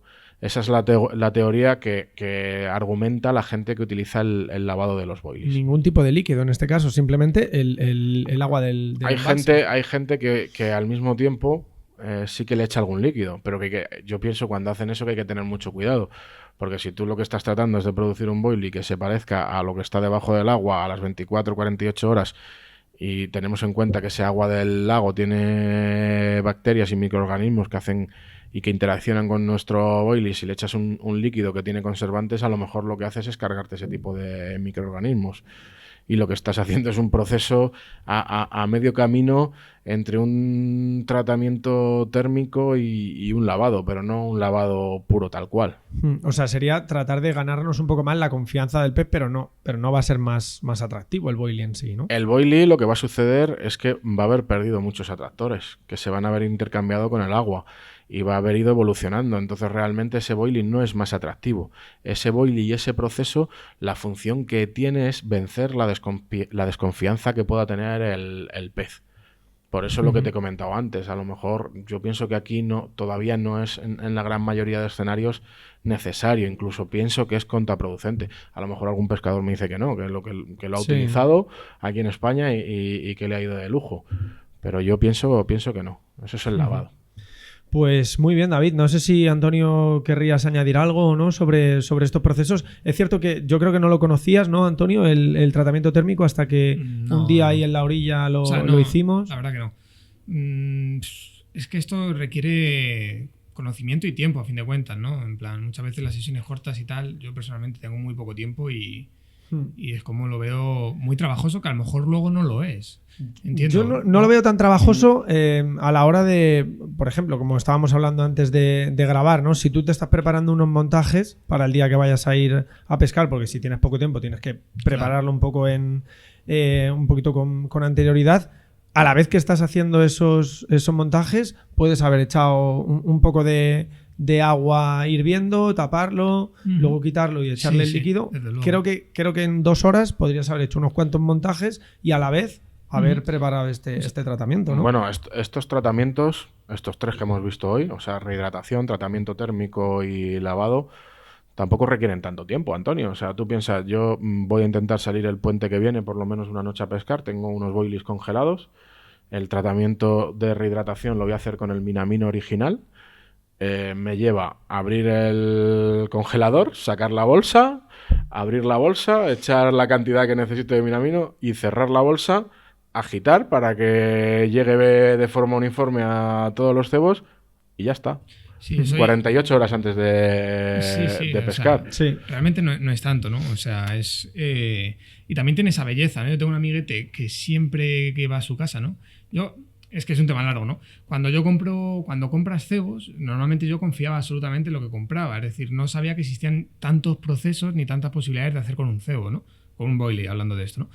Y siempre que iba a casa de mi amiguete siempre tenía ahí pues su cubo de boilies preparaditos, con su dip, con sus harinas, su rebozado y demás. Entiendo que no sabría tanto ni tendría tanta lógica lo que hacía, al ser algo más inconsciente, pero siempre decía, joder, qué currado, qué bueno, ¿no? Y yo creo que también tiene esa belleza, igual que la cocina, ¿no? Que yo creo que también puede venir ahí un poco tu pasión, esa belleza de coger algo y dedicarle tiempo a estudiarlo y currártelo. Y todo ese proceso que dices tú, que obviamente, como hemos dicho alguna vez en algún vídeo, que no estás pescando solo cuando estás en la orilla, sino que estás pescando cuando toda tu cabeza está ahí elucubrando un montón de situaciones. No solo eso, sino que luego encima puede que vayas a la orilla y tengas resultados. A ver, estos, y además creo que los pescadores de carfishing lo deben de saber, esto no es cocina. Esto se aleja mucho de la cocina y se aleja mucho de la concepción de fabricar un boilie o de modificar una chufa. Esto es una cosa que cualquier pescador de carfishing puede hacer, Antonio, y que va a llevar muy poco tiempo y que prácticamente solo viene limitada por nuestra imaginación. Y en mi caso concreto viene derivado de una necesidad, de 2 necesidades. El tiempo. El tiempo. Yo lo hablo con muchos amigos. No voy a hacer turismo al lado de un río. Entonces, todos los factores que yo pueda minimizar para intentar no comerme el bolo, que por supuesto me los como, lo minimizo al máximo, ¿de acuerdo? Y luego otro factor que es la reutilización de cebo, no tener que tirarlo eso, o tener que tirarlo mal a la orilla. Eso ¿sabes? es un debate. Si vas un poquito más allá, estamos hablando del bolsillo también. Eso es un debate, porque yo muchas veces te lo he dicho, Raúl, que yo creo que a mí personalmente he sobrecomprado bolis. No sé si me han sobrevendido, sobre todo hace un par de años, sobre todo cuando empiezas, a fin de cuentas, que empiezas a comprar todo lo que pillas y más, ¿no? Y todo lo que ves y todo lo que ven tus ojos de publicidad, ¿no? Y llega un punto en el que sobrecompras, tienes tanta cantidad de boilies que desconoces, no has tenido tiempo ni siquiera de probarlos, que esto te da la oportunidad muchas veces de reutilizarlos, ¿no? Sí. Porque yo ahora mismo voy al Letban y tengo ahí una de boilies que no veas, y cuando vas peor económicamente no te planteas ir a comprarte todo lo que, pues si te dan alternativas que son potentes, que te lo dice alguien que sabe lo que dice, ¿no? Que funciona, que se puede hacer y demás, hostia, pues te da ese No, y es una cosa aparte que yo creo que también es fundamental, que Shaun Harrison la nombra mucho en sus artículos, es yo no puedo llegar a un lago y saber que estoy haciendo lo mismo que otro pescador, porque entonces mi sensación es de que estoy en una lotería. Y yo no puedo estar en una lotería, tengo que intentar controlar todos los factores que tú como pescador puedes controlar, porque si llegas al lago y te ha tocado el peor sitio, pues no lo puedes controlar. Pero si tú compras, yo qué sé qué decirte, Pacific Tuna de Cecemur y pescas con Pacific Tuna de Cecemur, que es la hostia, pero llega el de al lado y le ves que está sacando la bolsa de Pacific Tuna, dices, hostias, estoy en las mismas condiciones que el otro, estoy metido prácticamente en una lotería. Entonces se trata de minimizar este tipo de factores, diferenciarte de los demás y tratar de ser, en mi caso que las sesiones son rápidas, tratar de ser rápido en las sesiones. son cosas muy sencillas, puede hacerlas cualquier pescador. O sea, si Shaun Harrison las hacía, si Terry Hinn también las hacía, que también lo ha hecho. Creo que Terry Hinn, por ejemplo, la rehidratación la hacía disolviendo en agua Green Lippel Mussel, extracto de Green Lippel Mussel. O sea, es que hay tantas cosas que puedes utilizar para rehidratar, para hacer un tratamiento térmico, que al final puedes ser completamente diferente al pescador que está al lado tuyo con exactamente el mismo boilie. Sí. Entre comillas, ¿vale? No sé si me he explicado. Sí, totalmente. Y yo creo que va muy en la línea de lo que tratamos de hacer siempre, ¿no? De buscar esta utilidad y de que la gente que lo esté escuchando diga, joder, estoy en un lago que a lo mejor está bastante presionado y todos estamos haciendo básicamente lo mismo, voy a probar esto, ¿no? O sea que nada, David, muchísimas gracias. Agradecerte eso, ¿no? Que nos des esa visión útil y ese lanzarnos también, ¿no? Porque muchas veces, o por pereza o por lo que sea, no nos lanzamos a probar este tipo de cosas. Y yo personalmente, pues ya me lancé hace tiempo, pero lo dejé un poco de lado y ahora creo que volveré a ello. Esto es una cosa, a ver, es fundamental que la gente aprenda a diferenciar los tres procesos. Espero que les haya quedado claro lo que es rehidratación, lo que es tratamiento térmico. Creo que teníamos unas fotillos por ahí, Antonio, también de lo que es el tratamiento térmico y lo que es lavado, sí, ¿de acuerdo? Y que le vea la utilidad. O sea, cuando tú tienes un pellet directamente tirado, la velocidad de atracción, que fíjate que un pellet es bastante atractivo. Sí. No tiene nada que ver con un pellet escaldado, que de eso ya hablaremos otro día, donde lo que volvemos a utilizar es agua hirviendo para formar una especie de pasta de pellet. Entonces, eso le tiene que llevar al pescador a una reflexión. Es decir, yo voy a estar 5 días en el lago, vale, te puedes permitir a lo mejor trabajar con cebos más lentos, trabajar con pellets y esperar poquito a poco a que vaya trabajando. Oye, voy a estar 12 horas, 24 horas en el lago. Necesitas empezar a trabajar desde cero. Y no existe únicamente la bolsa de PVA o la malla de PVA para empezar a trabajar la tracción desde el momento cero. Sería un debate interesante y podríamos entrar en ¿es más atractivo una bolsa de PVA o un montón de boilies con tratamiento térmico y su rebozado, imaginemos en Green Lippel, ¿no? Mussel recién echado al agua? Todo esto, pues habría que verlo, sí. Claro, que la gente reflexione, que la gente piense que tiene muchas cosas que puede hacer y que las haga porque seguramente sus resultados mejoren. Desde luego. Pues nada, David, muchísimas gracias y eso, la gente que vea que hay cosas más allá de simplemente los cebos comerciales. Muchas gracias. Efectivamente, David. nada, vosotros. Son marrones bajo el cielo gris y mis piernas fallan en el caminar. Ahora solo con el mal es que hablo de ti. Que mientras más me acerco más lejos. Bueno, pues tras haber hablado con David sobre estos tratamientos que podemos hacer a los boilies y sobre su utilidad, ¿no? de cara a la pesca, sobre el tiempo, que no es tanto realmente, ¿no? lo que nos lleva a hacerlo, vamos a hablar ahora un poquito con Antonio, que por fin se lanza al ruedo. ¿Qué tal, Antonio? Por fin me animo, macho. Bien, Has bien. animado, ¿eh? Bien. ¿Te has confiado? Sí, ya sabes que yo me ha liado que la pata de un romano, ¿no? Como se dice. Siempre haciendo cosas, pero vamos, para adelante. Yo te veo bien. Y vamos a hablar de cosas que has estudiado bastante, que has leído. Sí, o sea, igual que Miguel es, es un máquina, pero iba a decir Como definición, Miguel es un máquina. No, quiero decir que es botánico, es científico, ¿no? Luego, ¿qué más? David es, digamos, bueno, es David químico, es químico, David es químico como y tal. Aparte, bueno, pues ha leído muchísimo y conoce mucho pues el mundo de los cebos. Mi experiencia con el tema de la tecnología, para que la gente lo sepa, es de hace 4 años, como que llevo un poco metido en el tema de los barcos cebadores, tecnología y cosas así. No soy un experto, no he estudiado electricidad, no he estudiado electrónica, entonces humildemente voy a intentar compartir los conocimientos que yo sé pero bueno, si me equivoco, pues soy persona, no hay ningún problema, pero vamos. Claro que sí, hombre. Podríamos decir que eres un autodidacta. Absolutamente autodidacta. Entonces vamos a... Gracias a Internet, ¿no? Gracias a Internet. Gracias a Internet. Absolutamente, ¿no? Sobre todo a contenido extranjero o latinoamericano, ¿no? Como que español tampoco hay... Los españoles no creamos mucho contenido, ¿no? No, en general no. Hablamos hoy de... Porque claro, esto es un mundo muy amplio, ¿no? Podríamos hablar de drones, de barcos cebadores. Vamos a centrarnos sobre todo en las baterías.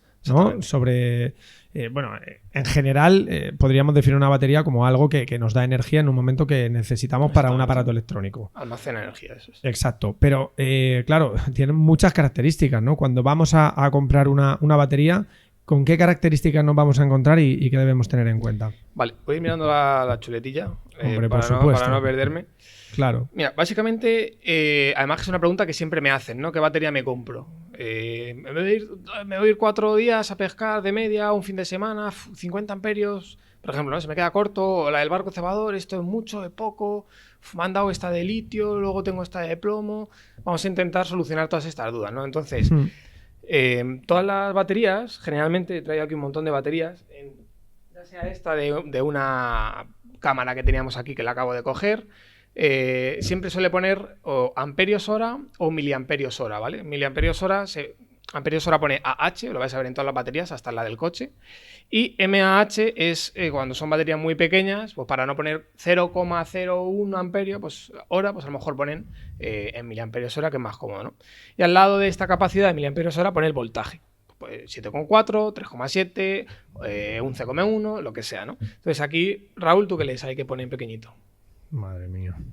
Arriba, 7,4 V. Muy bien, voltios. Voltios, quería decir. 1500 miliamperios hora. M, Vale. A mayúscula, H mayúscula. Y luego 11,1 WH. Vale.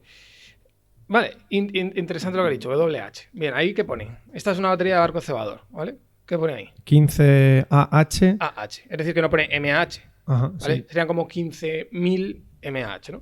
Bien, ese es el tamaño, la capacidad. Dice, vale, es decir, contra más AH tenga, más amperios hora tenga, más grande es la batería, más energía hay dentro de la batería, ¿no? Entonces ya sabemos una cosa básica. Luego, el voltaje, has dicho 7,4, estas de barco cebador que teníamos eran de 11,1. ¿Para qué es esto importante? Pues eso, cuando vas a comprar una batería de barco cebador, la de tu amigo, oye, ¿tiene mi amigo una batería? ¿Valdrá para mi barco cebador o no? Básicamente mirar eso, el voltaje. ¿Tiene el mismo voltaje? Si tu barco funciona a 7,4 y la de tu amigo 7,4, podéis intercambiar la una con la otra. Luego hablaré de consejos para cuidar las baterías y los fallos más comunes, que suelen ser cosas de este estilo, pero básicamente es eso, voltaje y amperios hora, ¿vale? Capacidad y voltaje. Y dices, uff, qué lío. Vale, simplificando, WH, lo que has dicho, ¿vale? Watts por hora. Es como la capacidad, el dato más simple que te va a decir la capacidad que tiene una batería. Contra más WH tenga, más grande es la batería, ¿vale? ¿Y más cara? Y más cara, puede ser. Generalmente sí, ¿vale? ¿De qué depende de que una batería sea más cara o menos cara? De los WH, por un lado, del tamaño que tenga, claro, contra más grande, pues más material se tiene que utilizar, más cara va a ser, ¿no?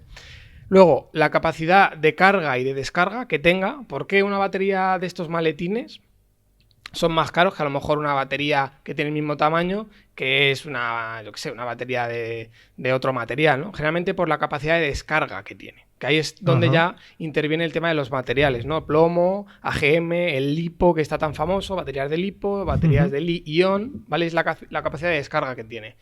¿Por qué es importante el tema de la descarga? Si queréis compraros una batería, por ejemplo, para barca, una lancha, tienes que saber qué potencia tiene el motor, tu motor, cuántas libras tiene, para tú saber qué capacidad de descarga necesitas.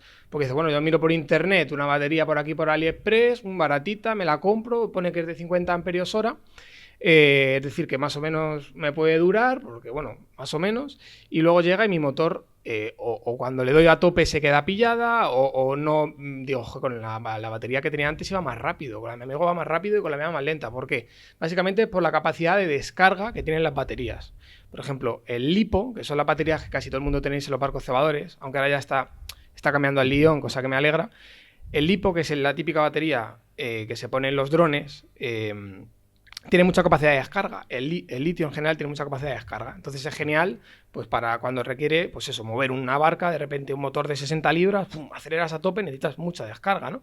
Entonces ahí o en un dron necesitas algo que pese poco y de repente que dé mucha electricidad, ¿no? Entonces ahí se utiliza el lipo. ¿Cuál es el problema del lipo? Que se hincha. Esto lo habrá visto todo el mundo, ¿no?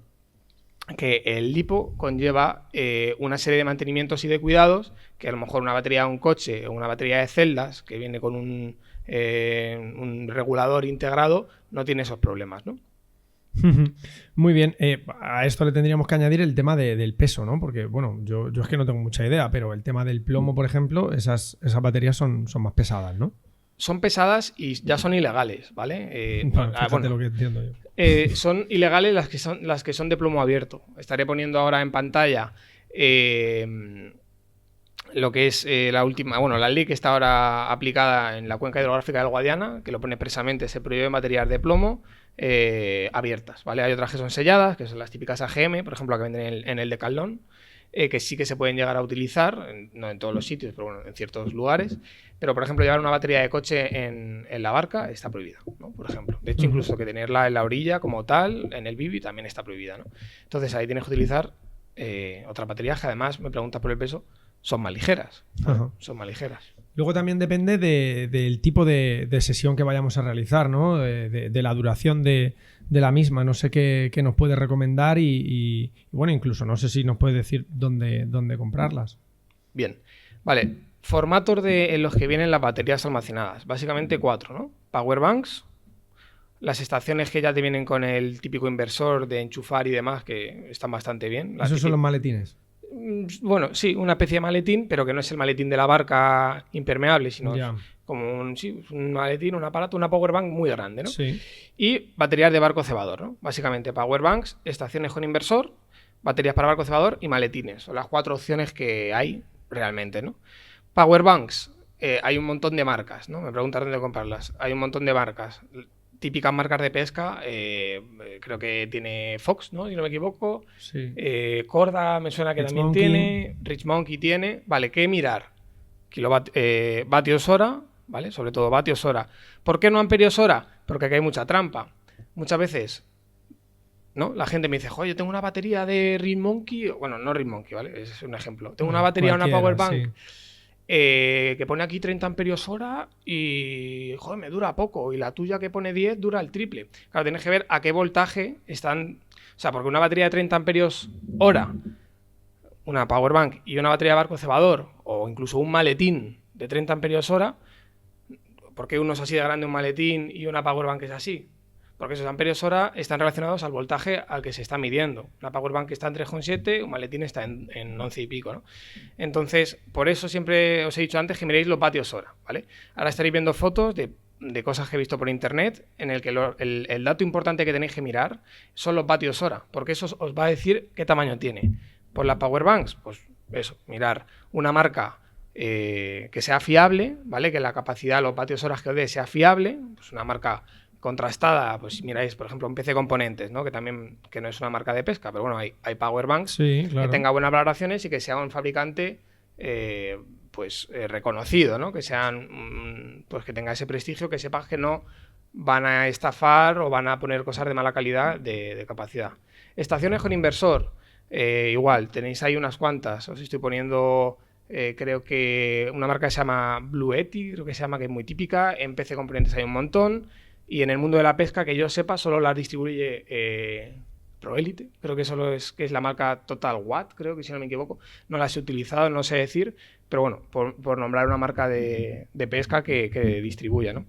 Estos maletines o estas estaciones, pues ya te vienen con el inversor para tú enchufarle algo a 220, ¿vale? Pero claro, tienes que ver qué capacidad te puede entregar ese maletín. No puedes enchufar un horno de casa, no va a tener esa capacidad, ¿no? Ya, claro. Pero bueno, cuando la gente mire, quiera comprarse una powerbank o una estación de estas, vatios hora es el dato que os va a dar confiabilidad siempre que sean verdaderos. Eso es como el dato más útil Vatios hora. para la gente que lo esté escuchando. Sí. Centraros en Vatios hora. vatios hora, marcas fiables, Sí. y contrastar un poco también información, ¿no? Que Sí. no compremos la primera que veamos, sino que Exactamente. nos interesemos un poquito también. Vatios hora es amperios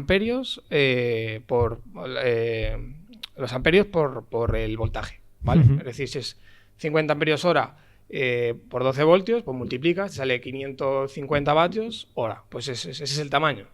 Si es una powerbank de 50 amperios también, pero es a 3 voltios, pues son 150 vatios hora, ¿no? Es decir, que realmente los vatios horas es el dato que te va a dar el volumen, la capacidad real del ¿no? Baterías de barco cebador, lo mismo.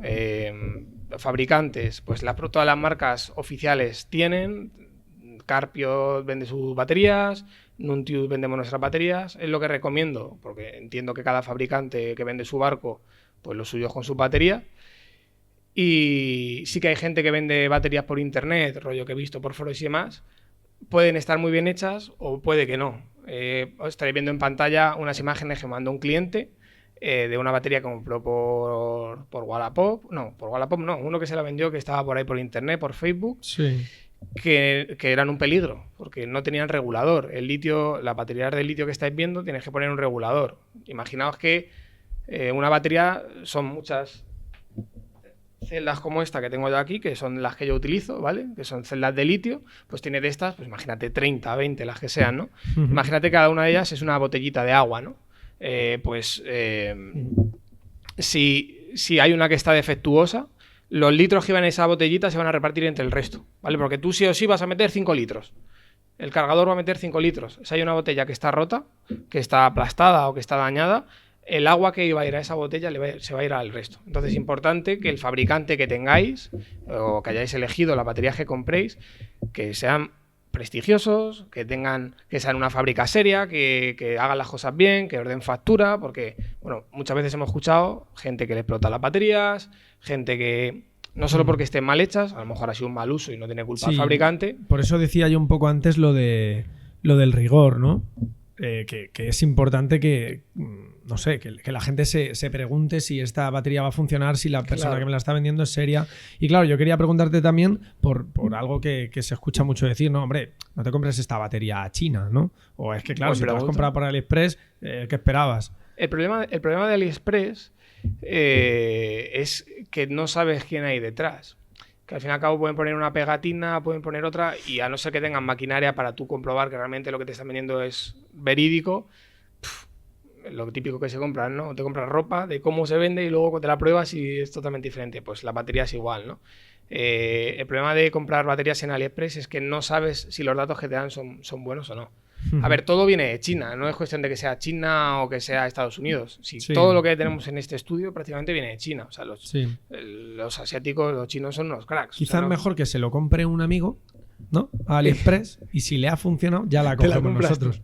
Claro, yo, por ejemplo, nosotros en Nuntius, las baterías que traíamos eran de China y era una fábrica de la hostia. O sea, estamos hablando una fábrica millonaria, con una inversión increíble, con las mejores máquinas, celdas que sabes que son buenas. Pero ya compramos en España no porque no nos guste que sean chinas, sino por tema de lo que decía antes, de facilidad de cara a que si tienes un problema, pues que sea un fabricante que tú confíes en él y que le tengas a mano. Sí, eso pasa mucho también con el tema de material de pesca o de barcas, incluso, ¿no? Que hay gente que ya opta por comprarse barcas nacionales o por lo menos europeas por el tema de garantías. Imagínate que tienes un accidente, una batería, la pones a cargar y por el motivo que sea, porque se daña el transporte, cosa ajena al fabricante, se explota. Y tú vas a acudir al fabricante y decirle, oye, me ha explotado, me ha quemado el coche. Si ese fabricante no das con él o es una persona que lo ha hecho sin tener homologado el espacio donde trabaja, no te hace ni factura ni nada, pues vete tú a llorarle de que se te ha quemado el coche. Yeah. Entonces, que estamos hablando de material que explota, que no es un anzuelo que está desafilado, estamos hablando de que el litio explota. Sí, no es un juguete. O sea, no es un juguete, ¿sabes? Yo creo que esta introducción, digamos, un poco más teórica era necesaria, pero es importante también que la gente piense en ejemplos a lo mejor más concretos. Si te parece, te digo algunos y me vas comentando.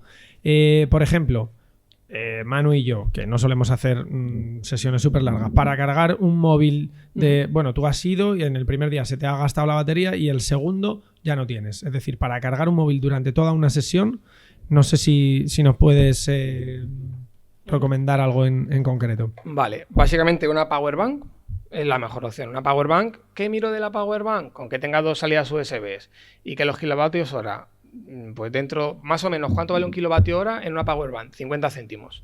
Es decir, si estás buscando una powerbank que tenga 200 vatios hora, pues 100 euros. O sea, esa estimación. Más o menos es el precio medio, que habrá mejores, más caras, otras que paguen la marca, otras tal. Pero bueno, un precio medio del kilovatio hora en una powerbank que no tiene que dar mucha descarga, se pueden permitir poner celdas que no tengan esa capacidad, pues más o menos 50 céntimos. Si alguien se va a comprar una powerbank, que mire kilovatios hora, que le guste, que tenga los conectores que necesite y que busca más o menos alrededor de 50 céntimos el kilovatio hora. Ya está. Vale. Más económico, aprovechamos coger una batería de barco cebador y ponerle un regulador de carga solar como este que tengo yo aquí, en el que tú enchufas la batería al regulador y tienes unos USBs, ¿vale? O estaréis viendo que os estoy enlazando a un producto que enchufa la batería por un lado y en el otro lado tienes una salud USB. Eso es lo más barato, si ya tienes la batería del barco cebador. No Claro, si ya tienes la batería del barco cebador, si no, igual es pues una powerbank. una powerbank. Solo mejor. móviles, una powerbank suficiente. Muy bien. Perdona, espera. ¿De cuánto? Hay que indagar.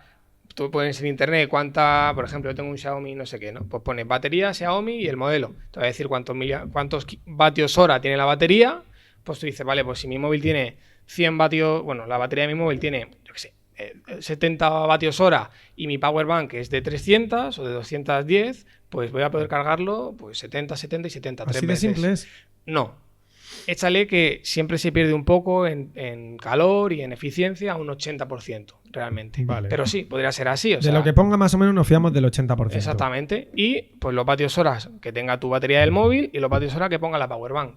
Y haces la multiplicación. Es la manera más simple de saber cuántas veces puedes cargar tu Muy bien, móvil. porque esa es como una pregunta muy típica, ¿no? ¿Cuántas veces voy a poder cargar el móvil con esta Pues simple, con pues, esta powerbank? pues si tienes que cargar el móvil 5 veces, echas una semana, pues de 0 a 100, 4 veces. Y son 100 vatios hora mi móvil, pues necesito una powerbank de por lo menos unos 500 vatios hora, por ejemplo. Muy bien. Para usar la barca un fin de semana, tienes un 35 libras. Bien. ¿Qué podrías recomendarnos? Claro, el tema de las libras. Contra más libras, más potente es el motor, más electricidad necesita. 35 libras, es verdad que me ha costado bastante, porque es una medida extranjera y no me ha sido fácil encontrar realmente cuántos amperios consume. Se suele relacionar libras a amperios de consumo. Igual. 35 libras, Tantas libras, tantos 35 exactamente. Pues tienes que comprar un maletín o una batería que te sea capaz de entregar mínimo. Pues si son 35 libras, pues 40, 45. ¿Por qué? Porque hay picos. Cuando tú aceleras de 0 a 100, Estás gastando hay más, claro. un pico de consumo. No es lo mismo que ir en velocidad 2 que ir al 5 Claro, todo el rato. pero, y esto que digo muy importante, te va a durar más la batería si tú la vas usando poco a poco. O sea, la capacidad es la misma, pero si tú vas tratando la batería de descargarla poco a poco por no dar acelerones, sobre todo eso, no dar acelerones de 0 a 100 muy rápido, te va a durar más tiempo la batería. También te va a durar más si la cargas más lento. Es una curiosidad del litio que si lo cargas, porque tú en los cargadores puedes seleccionar a qué voltaje, a qué corriente lo quieres cargar. Si la cargas más lenta, te va a durar más. Esto me ha dicho mi fabricante de baterías, no lo estoy yo inventándomelo. Es una fábrica. Y si tienes una sesión larga, por ejemplo, obviamente tienes que cargar más veces el móvil y llega un momento que también tienes que cargar el motor, ¿cómo hacemos? Pues sin problema muy matemático. Motor de 12 voltios de media, 40 amperios, son 400 vatios hora. 12 por 40, 450 vatios hora lo que consume. Y los móviles, échale que es una sesión larga, pues necesitas otros 500 vatios hora, ¿no? Entonces, pues dice, vale, pues tengo tanto consumo, pues necesito una batería de tal tamaño. Es que es un cálculo así. Es interesante hacer el cálculo así, ¿no? Primero, saber qué aparatos tengo, cuánto me van a consumir o cuánta energía necesitan y en base a eso ir a ver qué compro. Es que la gente muchas veces me pregunta, oye, con una batería, con un maletín de estos que voy a poner, que estaréis viendo en pantalla. Bueno, que no lo he dicho, los venden tanto SH Lithium, tiene esto que es una marca francesa, tiene Raptor y tenemos nosotros, bueno, hay más marcas, lógicamente, pero bueno, por poner algunas, ¿no? Precio, es que no lo he ido diciendo, lo tenía que apuntado. El precio del kilovatio hora, del vatio hora, perdón, pues alrededor de 80 céntimos, 1 euro, más o menos, es el precio de una batería en un maletín. Eso también es sencillo, que la gente, si sabe la capacidad que está buscando o las características exactas que están buscando, ellos rápidamente van a ver la diferencia de precios. Sobre todo eso, si vas a comprarte, volviendo al tema del ejemplo, ¿no? Una barca y tienes que mover una barca y cargar motores durante una semana. ¿Qué batería me compro? pues tienes que hacer el cálculo. O sea, cuando a mí me preguntan, es lo que yo hago. Claro. Detrás del móvil le digo, ¿qué motor tienes? Tanto. ¿Cuántos móviles vais? 2. Digo, bueno, pues 2 en una semana hecha que cargan tantas veces, de media la batería de los móviles tanto, tal, tal. Ese Claro. cálculo es el que hago yo, Por que, eso- que lo podéis hacer vosotros. Por eso es tan útil. Yo sí que tengo que decir que el mercado está caro. O sea, es bastante caro. No sé si tú ves alguna alternativa más económica. En baterías, power banks, ya lo he dicho, si tienes suerte de tener un barco cebador, te compras un regulador del voltaje de tu barco a USB, que os he puesto antes unos ejemplos. Eso es lo más económico. Si necesitas ya más potencia o más capacidad, la que yo he visto así más rentable, una de plomo, la del Decathlon, por ejemplo, hay gente que no le va bien, pero bueno, ya sabéis que el Decathlon tiene buena garantía. Calidad-precio, cantidad de energía no está mal. Te compras eso y te compras igual, pues el mismo regulador o uno con pinzas o, se me ha olvidado traerlo, un de mechero, que metes al mechero del coche y salen 4 USBs y un de mechero tal, pues eso lo enganchas a una batería y Es algo un poco más socorrido, ¿no? Quizás. más socorrido y más económico, desde luego. ¿Y qué más? Y nada, básicamente eso, batería del coche y... Muy bien, yo creo que esas alternativas también para alguien que está empezando a hacer a lo mejor sesiones un poquito más largas, pueden empezar con algo así y luego rápido van a ver las necesidades que tienen y van a necesitar algo más. O sea, el tema del litio es un avance. Cuando alguien prueba el litio, ya cada vez más gente tiene litio. En los barcos cebadores ya casi no veo ninguno con plomo, a no ser que sea muy antiguo. La gente que prueba el litio es verdad que vale más, pero es un avance enorme. De peso, de capacidad, de potencia, es un avance. Y en el tema de los maletines, que todavía son caros, bueno, todavía yo creo que serán caros siempre, pero quien ve un maletín y lo prueba y lo ve y es que es un avance. Es que eso es casa, es que eso es estar en claro. casa, tío. Lo que pasa, pues el precio, lo entiendo perfectamente. No, totalmente.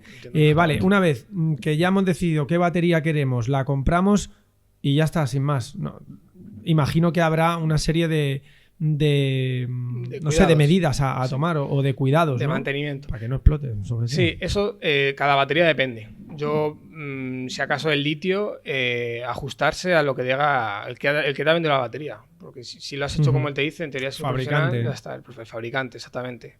Pero a lo mejor así algunas cosas generales que deba tener en cuenta, la gente.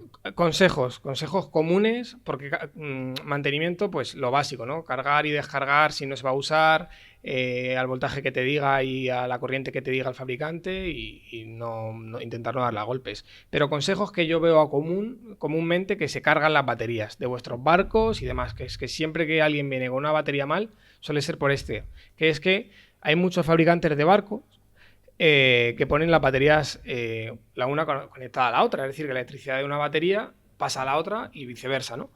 Esto a priori no está mal, de hecho se hacen muchísimas instalaciones de placas solares y demás, se ponen las baterías conectadas entre sí en paralelo y ya está, ¿no? De manera que se suma la capacidad de una y la de la otra y ambas es la que va al barco, ¿no? Sí. Digamos que comparten esa electricidad. Claro, ¿qué es lo que pasa? Que si las dos baterías no están al mismo nivel, imagínate que acabas de cargar una y la otra la coges que la tenías en el fondo de la maleta y las enchufas. ¿Qué va a hacer? La que está al 100% y la que está al 0% va a pasarle la electricidad para las dos quedarse al 50%. Ajá, para compensar. Claro, ¿qué es lo que pasa? Que la capacidad de carga de una batería es mucho menor a la de descarga. Es decir, que una batería puede descargar una cantidad de vatios, de amperios enorme, porque puede hacerlo, es súper explosiva, ¡bum!, manda electricidad, pero la otra no tiene la capacidad de almacenar toda esa energía tan de golpe. Ajá. ¿Qué es lo que pasa? Que se dañan. Y es que este es el típico fallo que todo el mundo comete. Y los fabricantes, bajo mi punto de vista, también. Lógicamente, si las baterías son iguales, exactamente iguales, no hay problema. Pero claro, siempre tienen que estar al mismo nivel cargadas y encontrarse al mismo nivel. Claro. ¿Por qué? Porque se dañan. Yo estoy pensando en un pescador y es muy difícil que él lo sepa y que tú tengas las baterías cargadas al 100% o saber si una está al 50%. Y más la gente que lleva 30 packs, que ya no sabe ni cuál pone. Claro. Entonces, pero es que este es el fallo que lo que pasa que yo, como fabricante de barcos cebadores, que creo que es más cómodo fabricar así. El nivel del montaje del barco para mí me sería más cómodo ponerlo en paralelo. Pero no es, bajo lo que me ha recomendado mi fabricante, insisto, la mejor manera. Porque es lo que te comento, la electricidad de una va a pasar a la electricidad, o sea, a la otra batería. y se daña, se dañan, se hinchan, las baterías de litio se hinchan, pierden capacidad más rápido de ciclos de uso y demás. ¿Y qué podemos hacer entonces? Nada, ¿Cargarla eso, siempre a tope? Sí, ya que no te vas a poner a abrir el barco y demás, cargarla siempre a tope y descargarlas, bueno, se descargan a la vez porque están conectadas al mismo sitio, pero bueno, intentar que sean las mismas baterías, es decir, que sean del mismo modelo, del mismo fabricante y si pueden ser compradas a la vez, porque seguramente hayan utilizado las mismas celdas, ¿vale? Y no mezclar marcas, sobre todo no pongas una que compraste en AliExpress de 10.000 miliamperios con una que tenías de no sé quién, de otra marca de 5.000, porque eso no sé si al momento, pero 100% en no mucho plazo te la vas a cargar, 100%, ¿no? Entonces eso es un consejo. El tema de que estén en paralelo y de mezclar baterías. Luego el tema de los fabricantes, pues eso, más que hagan mal las baterías, que también puede ser como la batería que he puesto antes, que esté mal fabricada, sobre todo que sean datos falsos. Tú estás pagando por una cantidad de kilovatios hora, una cantidad de tal, y que luego no sea lo suyo. Eso es otro error que he visto muchas veces, que la gente dice, joder, me compré una batería que ponía que era tal y luego se me gasta súper rápido. Pues a lo mejor es porque no era tal. Yo he visto gente que me ha dicho, no, esta batería es de una cantidad enorme y era una batería así de pequeña. O sea, físicamente yo ya sé que es imposible. Y a él se la han vendido así, ¿no? Entonces, pues eso, un fabricante que confíen, ¿no? Y luego ya cosas de que estén mal fabricadas, con cables muy finos, conectores en mal estado, bueno, cosas ya más ajenas a la gente, ¿no? Yo lo que he visto también es que hay gente que las carga en la propia orilla, ¿no? Cuando van a estar mucho tiempo, tienen la capacidad de cargar esas propias baterías en la orilla. Claro. ¿Qué recomiendas en este sentido? ¿Qué posibilidades hay? Pues si tienes una estación de estas que tienen enchufe o tienes una batería de lo que sea con un inversor, pues ahí enchufas tu cargador. Voy a abrir voy a quitar aquí enchufas ahí tu cargador, pues el típico cargador de toda la vida de tal, lo enchufas y te la carga. Si tienes una batería de coche, por una del Decathlon, coges un inversor que vale 30 euros y lo que pasa es que se suelen romper mucho, pero bueno, enchufas tú y la cargas, ¿no? Aprovecho para enseñarte qué pone ahí. Pone output, ¿no? Que es salida, ¿Sí? 12,6, 5 amperios, ¿vale? Que es la capacidad de electricidad que le va metiendo a la batería. 5 amperios, 5 amperios, 5 amperios, 5 amperios cada hora. Pues si la batería tiene 50 amperios, pues 10 horas, un poquito más, ¿vale? Es una multiplicación. Si te vais a comprar un cargador, pero claro, es como lo de la carga rápida del móvil. Ahora están los cargadores de carga rápida. Pues en vez de meter 2 amperios, a lo mejor meten 4 amperios. Es decir, que cargan el doble de rápido. Pero te puedes cargar la batería del móvil. Sí, también has comentado antes que si se carga más despacio, dura más. Dura más. Sí. Importante eso también. Sí, porque la línea de descarga y de carga es diferente, ¿no? Pero sí, entonces para cargarla o con una estación con inversor, con un enchufe, o también placas solares. Lo que pasa es que una placa solar no te vale cualquier placa solar. Necesitas que tenga un regulador, no es enchufar cualquier placa y demás. Una placa te puede, o sea, al aire libre te da desde 5 voltios hasta 20 voltios. No es enchufar ahí la batería y ya está. Necesitas un regulador. Importante el sol también, ¿no? Claro, la cantidad de sol. Pero si tienes un regulador, por ejemplo, como este o como muchos que hay, al menos sabes que el voltaje que le va a llegar es el correcto. Otra cosa es la corriente, la cantidad o sea, que de a cualquier persona que quiera cargar en la orilla, este utensilio sería necesario. Sí, pero es que las placas es un tema complejo, ¿eh? O sea, lo suyo es que preguntéis a alguien que sepa de placas, porque no es fácil. Además que no es fácil. Y la otra, que es curioso, porque lo estoy mirando, que son mini generadores de electricidad con gasolina. Ya está, básicamente un generador de gasolina. Un poco ruidoso a lo mejor, ¿no? Un poco ruidoso. Es verdad que pone súper poco ruidoso, luego habrá que verlo. Ya, claro, luego habrá que ver si no tiembla la tierra, ¿no? Precio, placas solares, no te valen cualquiera, insisto, no compréis una placa solar EGB por cualquier lado porque no, a lo mejor no os valen, ¿no? Unos 250 o 300 euros. Y de un mini generador, los que he visto por ahí por internet, 300 euros, 350. Eso para cargar. Habría que verlo. Yo creo que también en este tema hay muchas dudas muy, muy personales y muy concretas, ¿no? De a mí me ha pasado esto y bueno, aquí hemos tratado un poco todo en general, pero ¿qué puede hacer alguien que tenga una duda más concreta, más de a mí me está pasando esto? A ver, si es una pregunta concreta personal, a mí me puede escribir, o si no a un electrónico, no electricista de casa, pero bueno, un electrónico, que seguro que alguno hay cerca de donde vivís, que saben de electrónica, que esto es electrónica al fin y al cabo, ¿no? O me podéis escribir a mí, a Nuntius, no hay ningún problema, yo os ayudo en lo que pueda, ¿no?